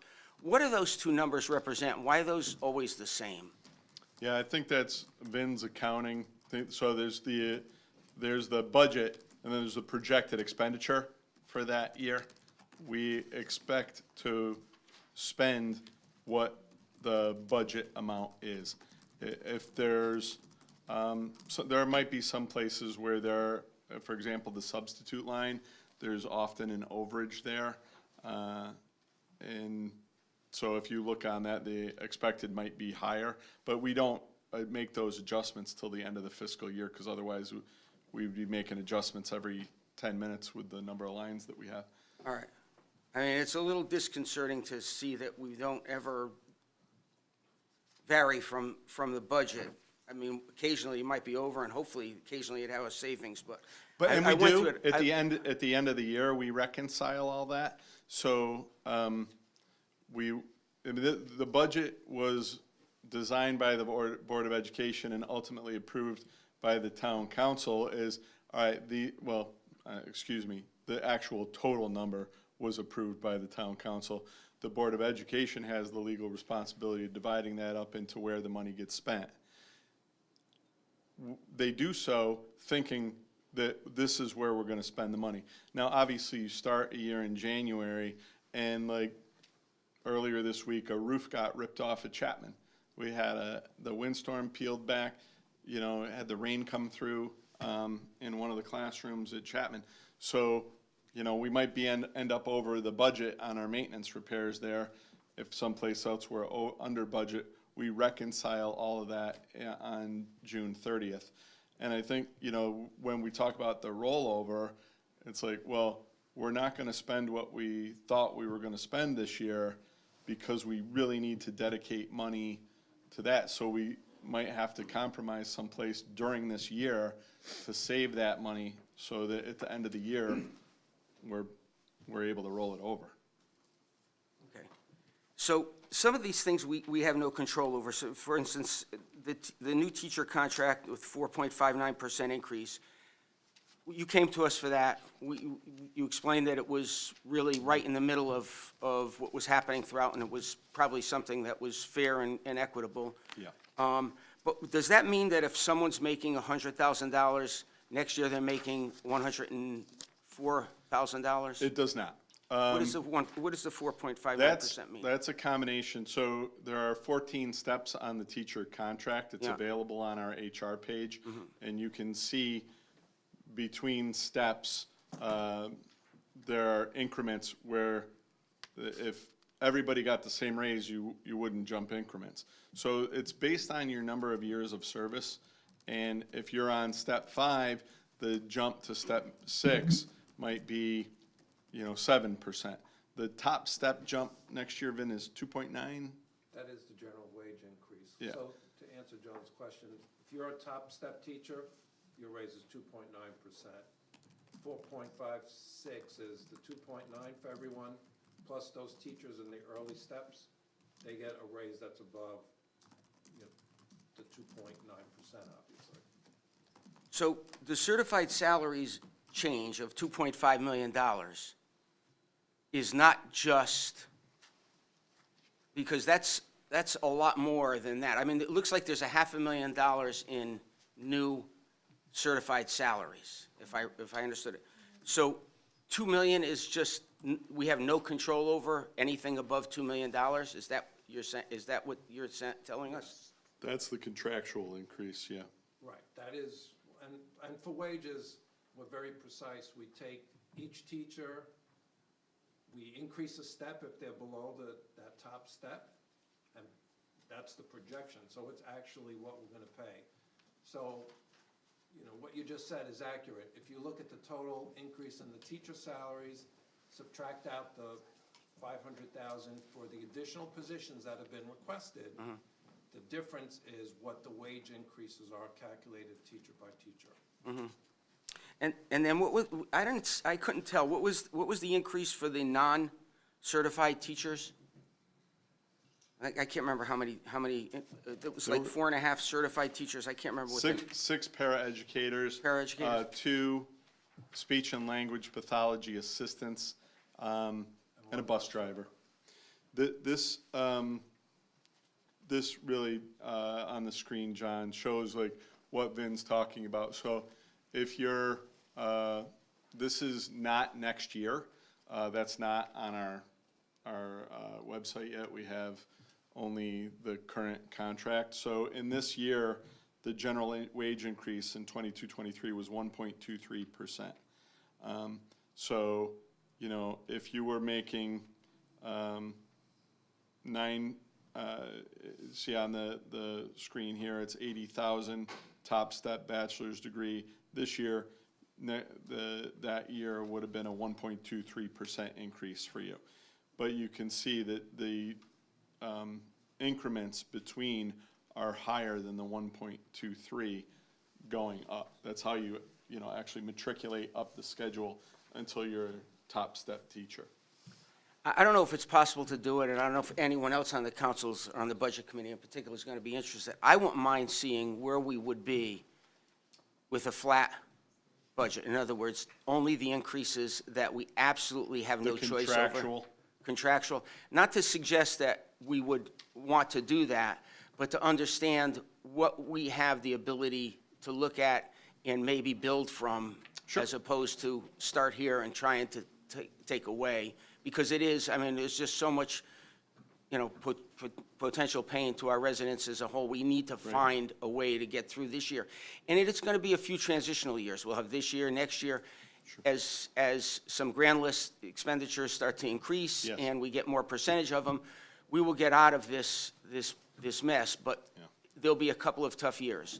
And not to diminish anything that you've done, again, because we can't thank you enough for, to see our school district, among the top 10 in the state, with how you've managed it, et cetera, is wonderful, and we can't be more appreciative. But if you could do that I'm for not us, taking anything personally here, John. Okay. I totally know. First of all, I would just preface, I know that everybody who sits on that dais appreciates the incredible work our people do every day. Our teachers in particular, our para-educators, everybody who works in the school system. Nobody is questioning that for a minute. And I understand too that the families, many of whom work in our school system, who live in Cheshire, see the budget gap, which has relatively been illuminated recently, right? Like, I mean, our board didn't have the benefit of that knowledge in January when they were making that decision. So I know, like, some people will look at the budget increase and scream bloody murder. I think this tonight presents a little bit more context, but it's also not something that was created this week, right? This was manifest in February. So, we will all look at this together, use our creativity with our students and community's best interest in mind, and do the best we can. To clarify, I think you'd mentioned 70 students. It's actually the 154 though, right? Yeah, it's the revised. a larger jump, but, Right. it's, and it was over the last year, it's 154. It's 70 from October. 70 from October. Yeah, 154 from last year. But it's where do they fall too? And like, we've had these conversations over the years, I've been in the district for 20 years and superintendent for 9. And, it's not as simple as you add 25, because we used to have these conversations when our enrollment was declining. We went down 25 students. Why couldn't we cut a teacher? Well, all 25 students weren't in one grade in the same school. If that was the case, we would have cut a teacher. As you see, even with enrollment growth, we've reduced a position at Norton. So if we go up 150, that might be no teachers. It depends on where those students are, what grades they're in, and so that's part of the challenge in calculating all this, and we spent a lot of time going through all the data to try and figure it out. Financial support, and we appreciate that. All the members that sit up on this panel on the town council, we run the, I guess, we represent a full spectrum of the residents of Cheshire, from economic standpoint, from parenting standpoint, from just citizen standpoint. We represent a good portion. And what we're looking at right now with the budget is, it's serious. And having to negotiate, how much money we put into our school system when we know that's the backbone of our community is such a precarious situation to be put in. But here we are, and we're gonna get through this together. I'm really happy that you are able to present it in the way that you're presenting tonight, because we're going to have a lot of public scrutiny watching these videos, and it's important for everybody to understand what we're really dealing with here, and to have the input from everybody in the community. I'm really happy that we have the people in the audience that we have tonight to express their own personal needs, and to also hear your presentation and what you're bringing to us, saying these are the things that we need to pay for. So moving forward through these next few weeks, it's going to be really difficult.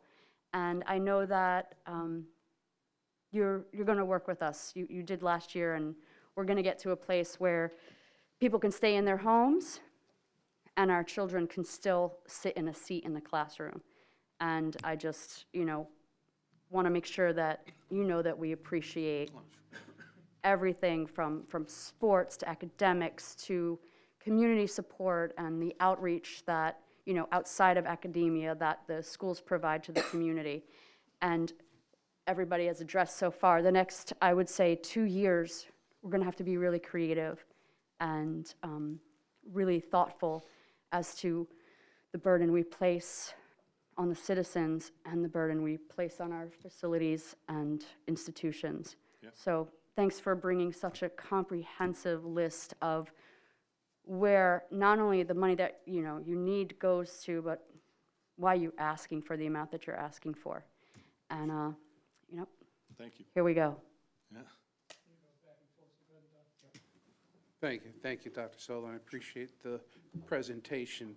And like Jim, this is my sixth budget too, and it's a scary one to look at. You know, when residents will look at the enrollment, if they look at that enrollment list going back to 1995, from 95 through 2009, when we had many more students than we currently have, including 5 years where I believe there were over 5,000 students in our schools, they're going to question, how come our budget was half of what it was now, and we had a lot more students to deal with? And perhaps you can talk to that a little bit and explain. I know there's different ways of teaching now than there was 25 years ago. So there's a lot of differences, but I'm not the one to explain that as well as you could probably explain that. Yeah, sure. I mean, you know, if you go back to 1995. You remember I was in college. I mean, things were cheaper. You know, I mean, inflation, everybody got paid a heck of a lot less. Yeah. And so, you know, inflation obviously impacts all of us in everything that we do, from the cost of things that we purchase to the amount of money that we make. And we saw it, you know, with the minimum wage here tonight, 63% over the last 6 years. So inflation is a real factor. I think when we look at our staffing ratios, though, over that time, it's been pretty flat. Like, the number of teachers that we have per year is, on a per-student basis, pretty flat over that time. That hasn't really changed at all. You know, everything else, the cost. Did we have more teachers back then? Did we have more? Yeah, Yeah, because okay. we had 5,500 Right. students, right? And so. Class sizes were bigger? I want to say, yeah, in our supplemental materials at the back of the book, you can see, that's the budget approval history. Yeah, But you can see our staffing history is in our book too. And you could kind of see, like I was talking about with those ratios. If you just give me a minute. Sure, go ahead. So, because I think to address your point that you made about the impact of inflation, you know, this is the chart, I just brought it up from the website, it's the same chart in the budget book, but you could see back in 2000, the school's approved budget was 43.6 million that year. The budget increase all the way on the far right, I'm looking at, is 6.26%. And then I'm going to scroll up because as the years progress, what you're going to see is there was no budget increase that was greater than, really, that 6% was about the highest. And you'll see that there's some years it's 0.48, 4.29, 4.39. So the answer, how do you get to a $95 million budget? It's really been incrementally, kind of slowly, but that is, you know, the compounding. So, you know, as Jeff indicated, you know, back when we had 5,000 students, we were well over the 400 or so teacher threshold that we have today as enrollment went down. The number of teachers and other staff decreased, and now, you know, enrollment is coming back, so staffing is increasing. The cost of wages, unfortunately, is increased actually pretty dramatically the last few years, including with this teacher contract. But, you know, it's really, to your point, it's really easy to look at and say, how do we get to from 44 to 95 million? Well, slowly, but this is how it happens. Do you feel like I saw the numbers that you had from the apartments, that could fluctuate almost year to year with people who have 1-year leases on their apartments? I mean, obviously, an apartment is going to attract a more transient population of people that are maybe coming and going. Right. And, yeah, there could be fluctuation built in there. I don't know, I mean, if you've seen the price of the apartments, it's difficult for a new family, I would think, to get into some of those condos, and unless they're making a significant amount of money. So, you know, I don't know how much how many students will be coming out of there, and therefore I don't know how much that's gonna influence us, but it's certainly something we're tracking really closely.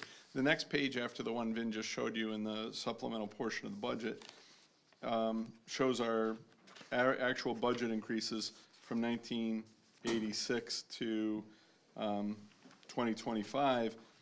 86 to 95 was 10% budget increases on the year-over-year basis, and that's where, that's where our enrollment was exploding. And then when our enrollment went down, I mean, you see, to go from 5,500 to 4,000, pretty significant drop-off. But, yeah, I mean, and then the other thing that we didn't mention is state mandates, which have driven up the cost of Right, well, what we do. and I appreciate your explanation. There are people who come to probably all of us and ask that question, and I think it's a good explanation.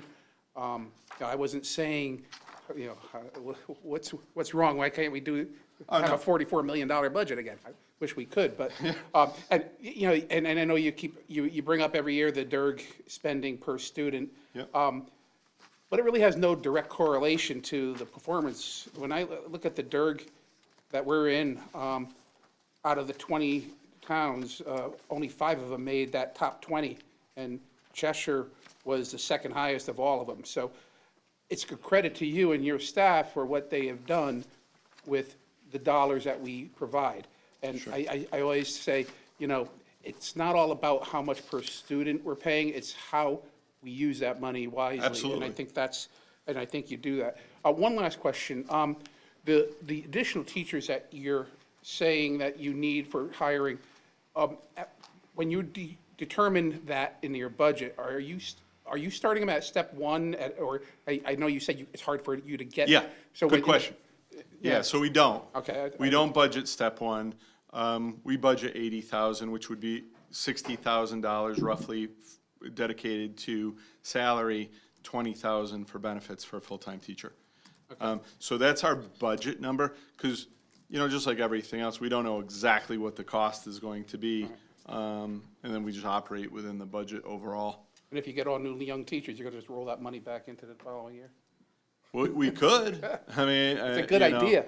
I mean, we also make reductions in other places Yes. to, compromise throughout the process. So the board really evaluates, where are we short?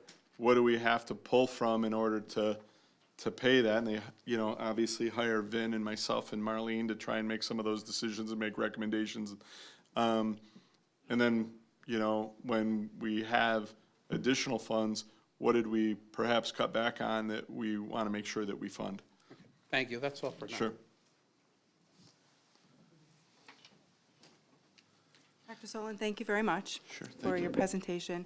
I had the pleasure to watch all of the Board of Ed budget meetings, and I highly recommend to anybody concerned about all this that you watch those as well, because it really does go into great detail, the painstaking detail that you guys explained with respect to every factor, even your medical benefits, the options that were provided, the cost that it was, whether or not those costs actually were a burden to the taxpayer, or whether or not that was, those options were something, that the employee had to pay for.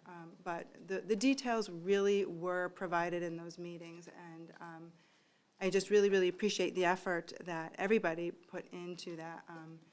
The fact of the matter is, things are expensive now. Things are very expensive now. My personal health insurance, my expenses, my insurance for my home, everything is going up. We are all feeling it. And, of course, there is a time when you can have things that are nice to have, and there are times when you need to tighten your belt, and of course, we need to tighten our belt now. It's Right. very clear. We're all feeling that. And so I also just wanted to make another statement that I'm very disappointed in the fact that the funding that we get from the state and on the federal level, basically with respect to the state over the past 10 years, it's not changed at all. And yet, through this town, this great town we raise our children in, they don't all just stay here in Cheshire. They travel throughout the state, they travel through this country, and they become great citizens of this country. And I would like to see, more funding through the state and on the federal level as well. That's just my personal opinion. I did have a question with respect to the budget presentation. You mentioned that well, I don't know if you mentioned it, but it's on the projected revenue, that the Birth to 3 program is a revenue of $400,000. Is that self-sufficient, or is there an expense that offsets that revenue? Yeah, that's self-sufficient. So we bill out basically hours through contracted services through the state. They reimburse us for The that. state So, does? yeah. Is that factored into the funds, the ECS funds, or is that part? It is not. It is It's not part of the ECS. And what Vin just pulled up is what I was, gunning for in the book to share with you. This is in our revenue section. This really speaks to what you just mentioned. So it is kind of shocking when this chart goes all the way back to 1987, 88. I've already outed myself. That was my freshman year in high school. In 1989-90, we received about $10 million, Cheshire did, in state funding for education. It represented roughly 30% of Cheshire's overall education budget from the state of Connecticut. Today, we receive $9 million in revenue, or roughly, 10% of our budget. So, to your point, and that was one of the points that I made in my conversations with our delegation and with others, Senator Gadkar Wilcox, in talking about where does our revenue stand in a time when we know that we have solid revenue at the state level. What can the state do to support local communities with, especially when, we're getting cut on vehicle tax and stuff like that, to help ease the burden of education, whether it be here. This is the lion's share of the state money that we receive. There is another element to this. It's called excess cost reimbursement. We theoretically, when a student's special education costs exceed 4.5 times the per pupil expenditure, ours is, let's say, call it $20 million or $20,000 per student. If their cost exceeds $90,000, every dollar over that theoretically gets sent back to the town. Except that's not how it happens. The state has created a pool of money from which the towns can be reimbursed now. And towns are given levels. So rather than 100% of that money being reimbursed to the community, it's kind of like a stop-loss insurance plan for special education. So instead of that 100%, we receive, I think it's 72.3% of the money. We have the lowest tier. So, there's really a governor on that reimbursement that's, again, not a place. So that was the argument when the state just agreed to send another $40 million to municipalities from special education. It's because of that gap. And there's still a lot of lobbying that goes on from communities like ours and many others to try and focus on that. And that money goes to the town. That does not return to us. So that's budgeted as revenue for you. Is there a comparison that you provided to show what the federal revenue was throughout a 10-year period? It's been stagnant. I don't know, Vin, if you have a better handle on that, but I would call it pretty stagnant. I don't think we have a federal reference. I don't have a chart, but the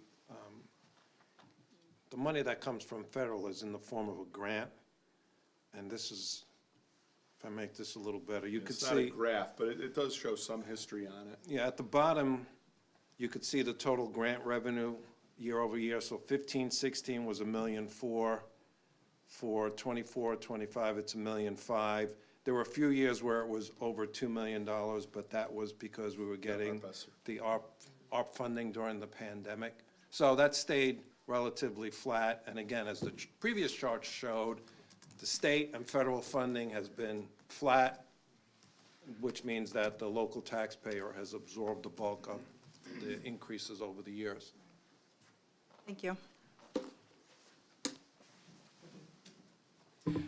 Thank you, Mr. Chairman. Thank you, Dr. Solon, for being here. Vin, as always, it's like an annual event, right? This is, we enjoy it, and we have the, the opportunity to get together and talk about what is important for this community and how we're going to bring this, what, as is rightly pointed out, is one of the most important resources of the town to its residents and to its taxpayers.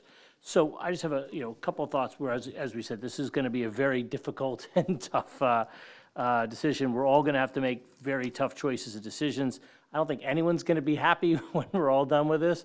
But I echo John's sentiment that we really should, it would be really helpful to see what a flat budget would look like, just so, from our side and the taxpayer side, I think it's going to be easier to see what that looks like and to see how the budget can we sort of be rebuilt back up to where it is, rather than try to find spots in its current iteration as to where, where those things can be taken away. It's almost like it's better to get to a baseline and build up, because that's what's going to be easier for everyone to see and pick in that, and get to a point where we can really see what the impact of the spending decisions are going to be. Ultimately, as council's going to be in a position to determine sort of what the taxpayers can afford to pay. And then ultimately, it's going to be up to the Board of Ed to decide, how that money is spent. So whatever it is, it's not the council's decision to say you have to spend it here or here. Right. All we can really do is say, this is how much we can afford and so much the taxpayers can afford to spend.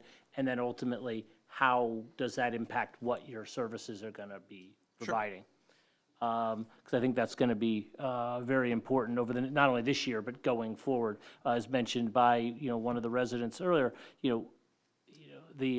it's not just this budget and the increase in this budget, it's what is this increase creates the next step for the next year's budget, and ultimately, if every year we say, well, let's just add an extra % here, well, that's an extra %, that's a starting point for the next year, and that's how you end up getting to a large increase 5 years down the road, and you go, how did we get here?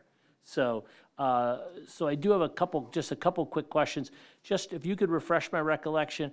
Last year, I think it was, we were talking about this state mandated curriculum and the potential costs that was going to have. Whatever happened with that, and and where is it now? Because I think we were talking almost over $600,000 or a cost of that nature to try if we had to implement that type of curriculum. Sure.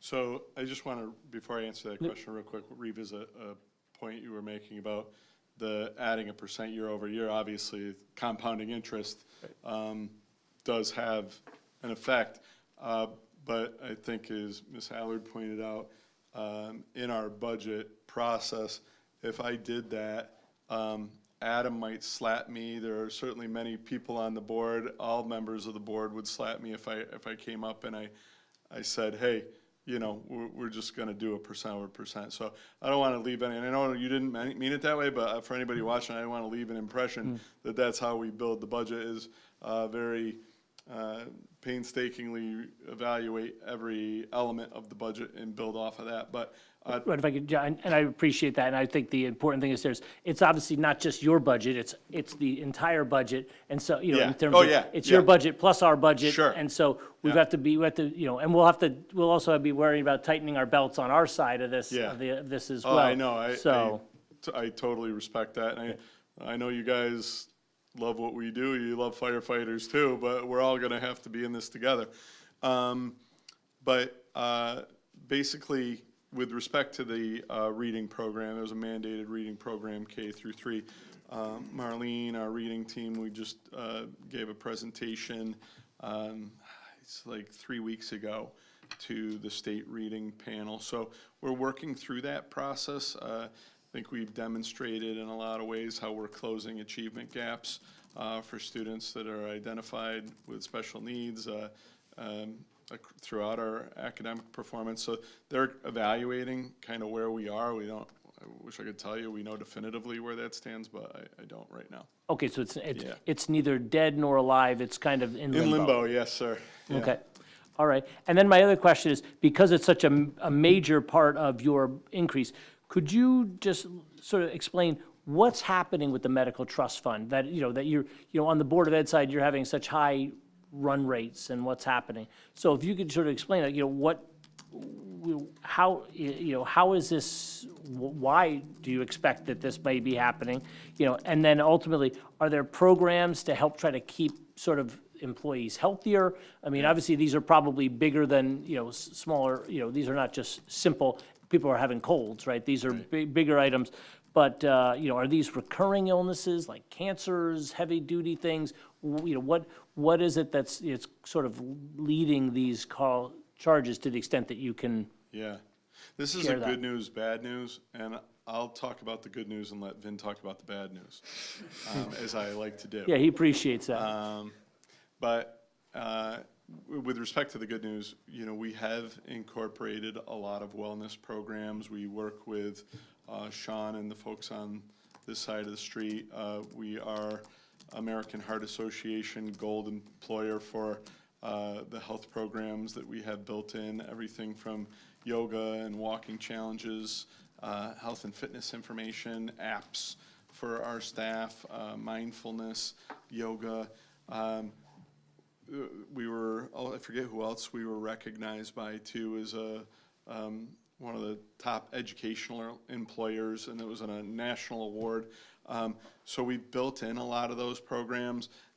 Vin can probably better speak to the nature of claims that we receive and the costs associated with them.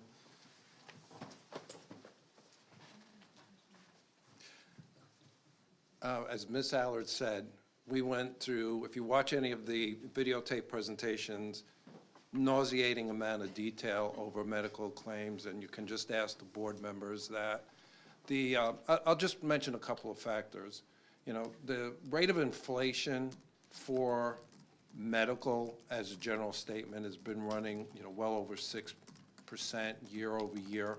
It's just the cost of the quality of care that you get in this country. We, do provide outstanding medical services, and, while that inflation rate is about 6% overall, the rate of drugs within medical, because of the cancer drugs and all the new specialty drugs that have come out, that's increasing at about a 20% rate per year. So part of the reason that our claims are high, and, this year we need to add about $1.5 million just to keep our claims rate equal with the contributions we're making, is just because of that. It's just the medical inflation. On top of that, as compared to the town in particular, we've had more higher deductible claims, meaning claims over $175,000. We're insured for that, so any claim for an individual that's over $175,000, we do get a reimbursement. It's called stop-loss insurance. So in addition to our claims rate increasing, because we've had high dollar cost claims, our premiums for that stop-loss has increased as well. We do shop the services.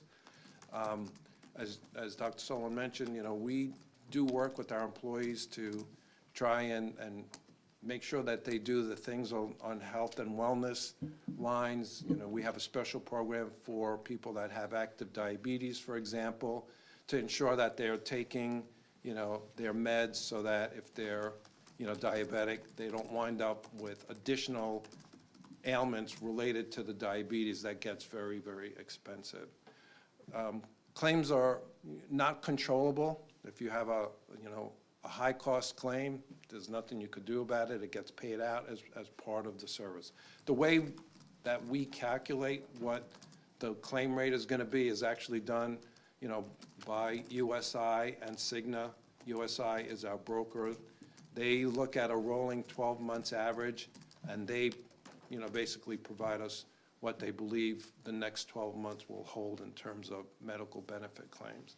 No easy answers as to, other things that we can do. We're always working with Cigna to see, are there programs that we can put in place, you know, to try and reduce the cost of the claims, you know, and somebody that's going on, you know, a new prescription drug, they have to go generic before they go to the brand name, even if the doctor provides brand name. That's just an example to try and contain costs.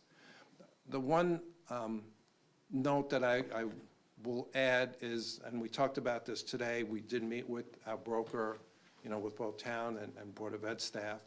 The state has a partnership plan that, you know, is pretty well-known. State employees are on it. That's become available for boards of ed and municipalities as well. And we've looked at that plan, you know, and so here's some good news. The cost of that plan for family coverage is around $40,000 per year. We're well below that. We're around $30,000 for an HSA, including the board's contribution. So, you know, many of the Fairfield, you know, towns and Board of Ed have already had to move to that state partnership plan because their claims were above that. So we're holding our own, but it is, you know, a cost every year that has been escalating. I am jealous of the town's performance, and I'm very jealous of their reserve balance. And, you know, for next year, if we fund the claims, you know, as we've requested in the budget, we should be able to maintain our reserve balance, which is just around $2 million right now. It did increase, you know, during the month of February, which wasn't updated on the slide. We just got the report a couple of days ago.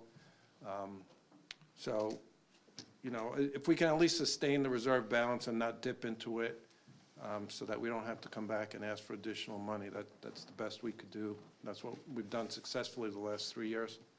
Well, thank you very much. I appreciate you bringing up the fact that I do know that on the town side, it tends to be a little, not as, you know, fluctuating and not so, so draining. So I was also curious to hear about that a little bit and also figure out, you know, if we could, I don't know, we'll ever figure out the reason why. Maybe it's just because there's a lot more employees on the Board of Ed side, and obviously it only takes a couple to really sort of throw that number off. But I do know, obviously on the town side, thankfully, we seem to be doing at least pretty good on that side, so.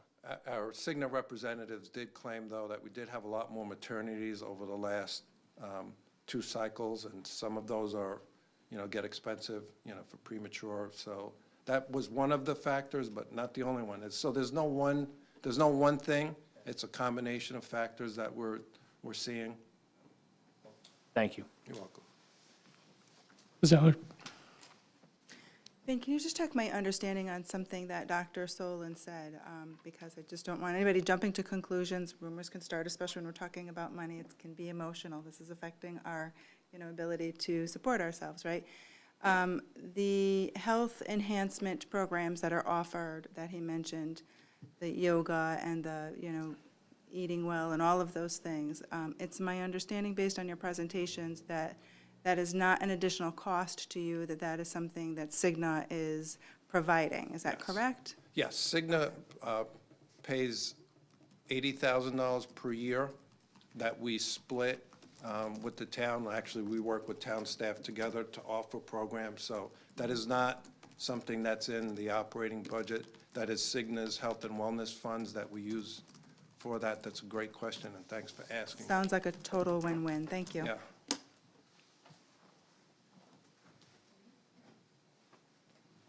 Mr. Talbot? Thank you, Mr. Chair. Dr. Solon, my name is Peter, and this is my 14th budget. So a couple quick questions. The per pupil spending, the slide that is on page 19 of ours, it's probably not on yours, it's probably well into it. It's the one with the green, yeah, there it is. That's the one. It doesn't, based on what I'm looking at back of the napkin math, it doesn't take into account capital or debt service. Correct. Is there a formula that's used so everybody is playing from the same playbook, so to speak, and, Yeah. when so- you look at, Greenwich spending 230 million, they're not including anything other than operating expense, Yeah, so. like we are. Right, there's Okay. a form that every district in Connecticut has to complete for each school year that draws from the various line items and rolls up into a total. So that money, like, let's say that Reading pays for the same sort of service we do, but puts it under a different heading. I've seen that. But ultimately, they all roll up into the same place. So the per pupil spending, and that's available online. We can send you the link. It's the document. That is apples to apples across everybody and does not include those kind of ancillary budget things, tangential budget items like capital. In the budget approved by the Board of Education, what did you project for retirements in that budget? I think when we came to the budget reduction process, we considered that, but didn't factor in retirements. Okay, so currently none. I know that Currently number none. is significantly less, like Yeah, you the savings, like addressed we used to. earlier than it used to Oh, be. yeah, like when I first became superintendent, we could bank on, 50,000 per retirement. Yeah. You can't come close to that now, unfortunately. Medical Benefits Trust, one of the favorite topics of everyone. On page 2 of your employee benefits tab, the 20-year chart, I think, is extremely telling. It's a 20-year look, and it starts with 06, 07. If you go to 1920, and again, this is some, very rudimentary, but, it was a little over a 50% increase, in that 14-year span. In the last 6 years, the number went from 8 million point one to basically 16 million. So it's basically a 200% increase in the 6 years, the last 6 years. So that gives us an idea of what we've faced from a medical benefits trust fund. Do you have, I know that your calculations that was in the slide was January 31 end. Do you have February end yet, or? Yeah, so the February claims are about 952,000. So our And- reserve fund went up 200,000 in February, so it's about just a little over 2 million now, so 1.7 months of claims. Okay. Now, I know you know this, but I'll just explain. So in January, the HSA plan year resets, so we do expect to see claims drop February, March, April, because employees have not met their deductible, so we get a bit of a break, hopefully. So the fact that February went down is in line with what was expected, and it's good.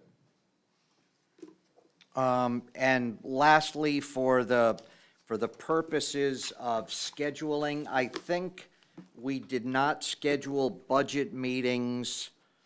Is the vacation, spring break, is that the week of the Yes. April 13th?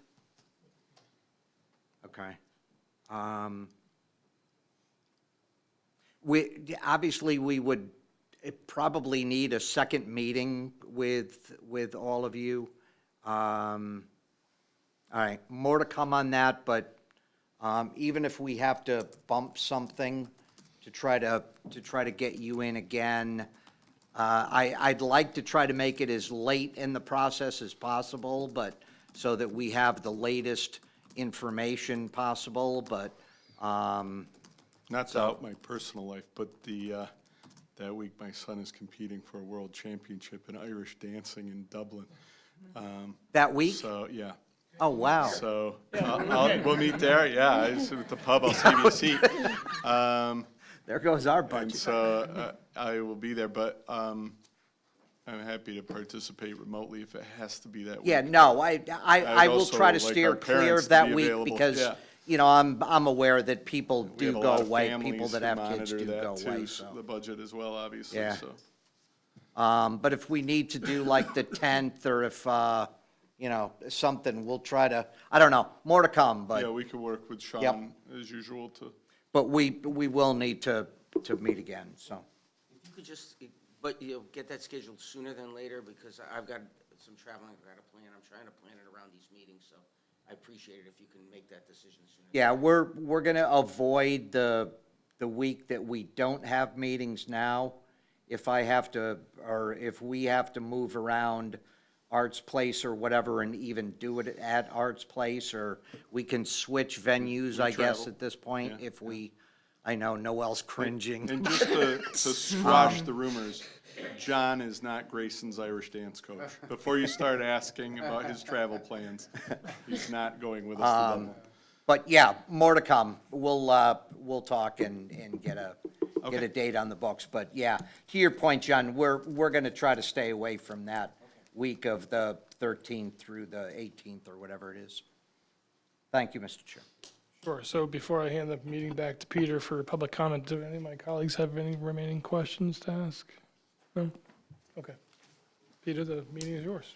With that, public comment, anybody that would like to speak is certainly allowed to do so. Again, the microphone to your left, our right, and just state your name and address.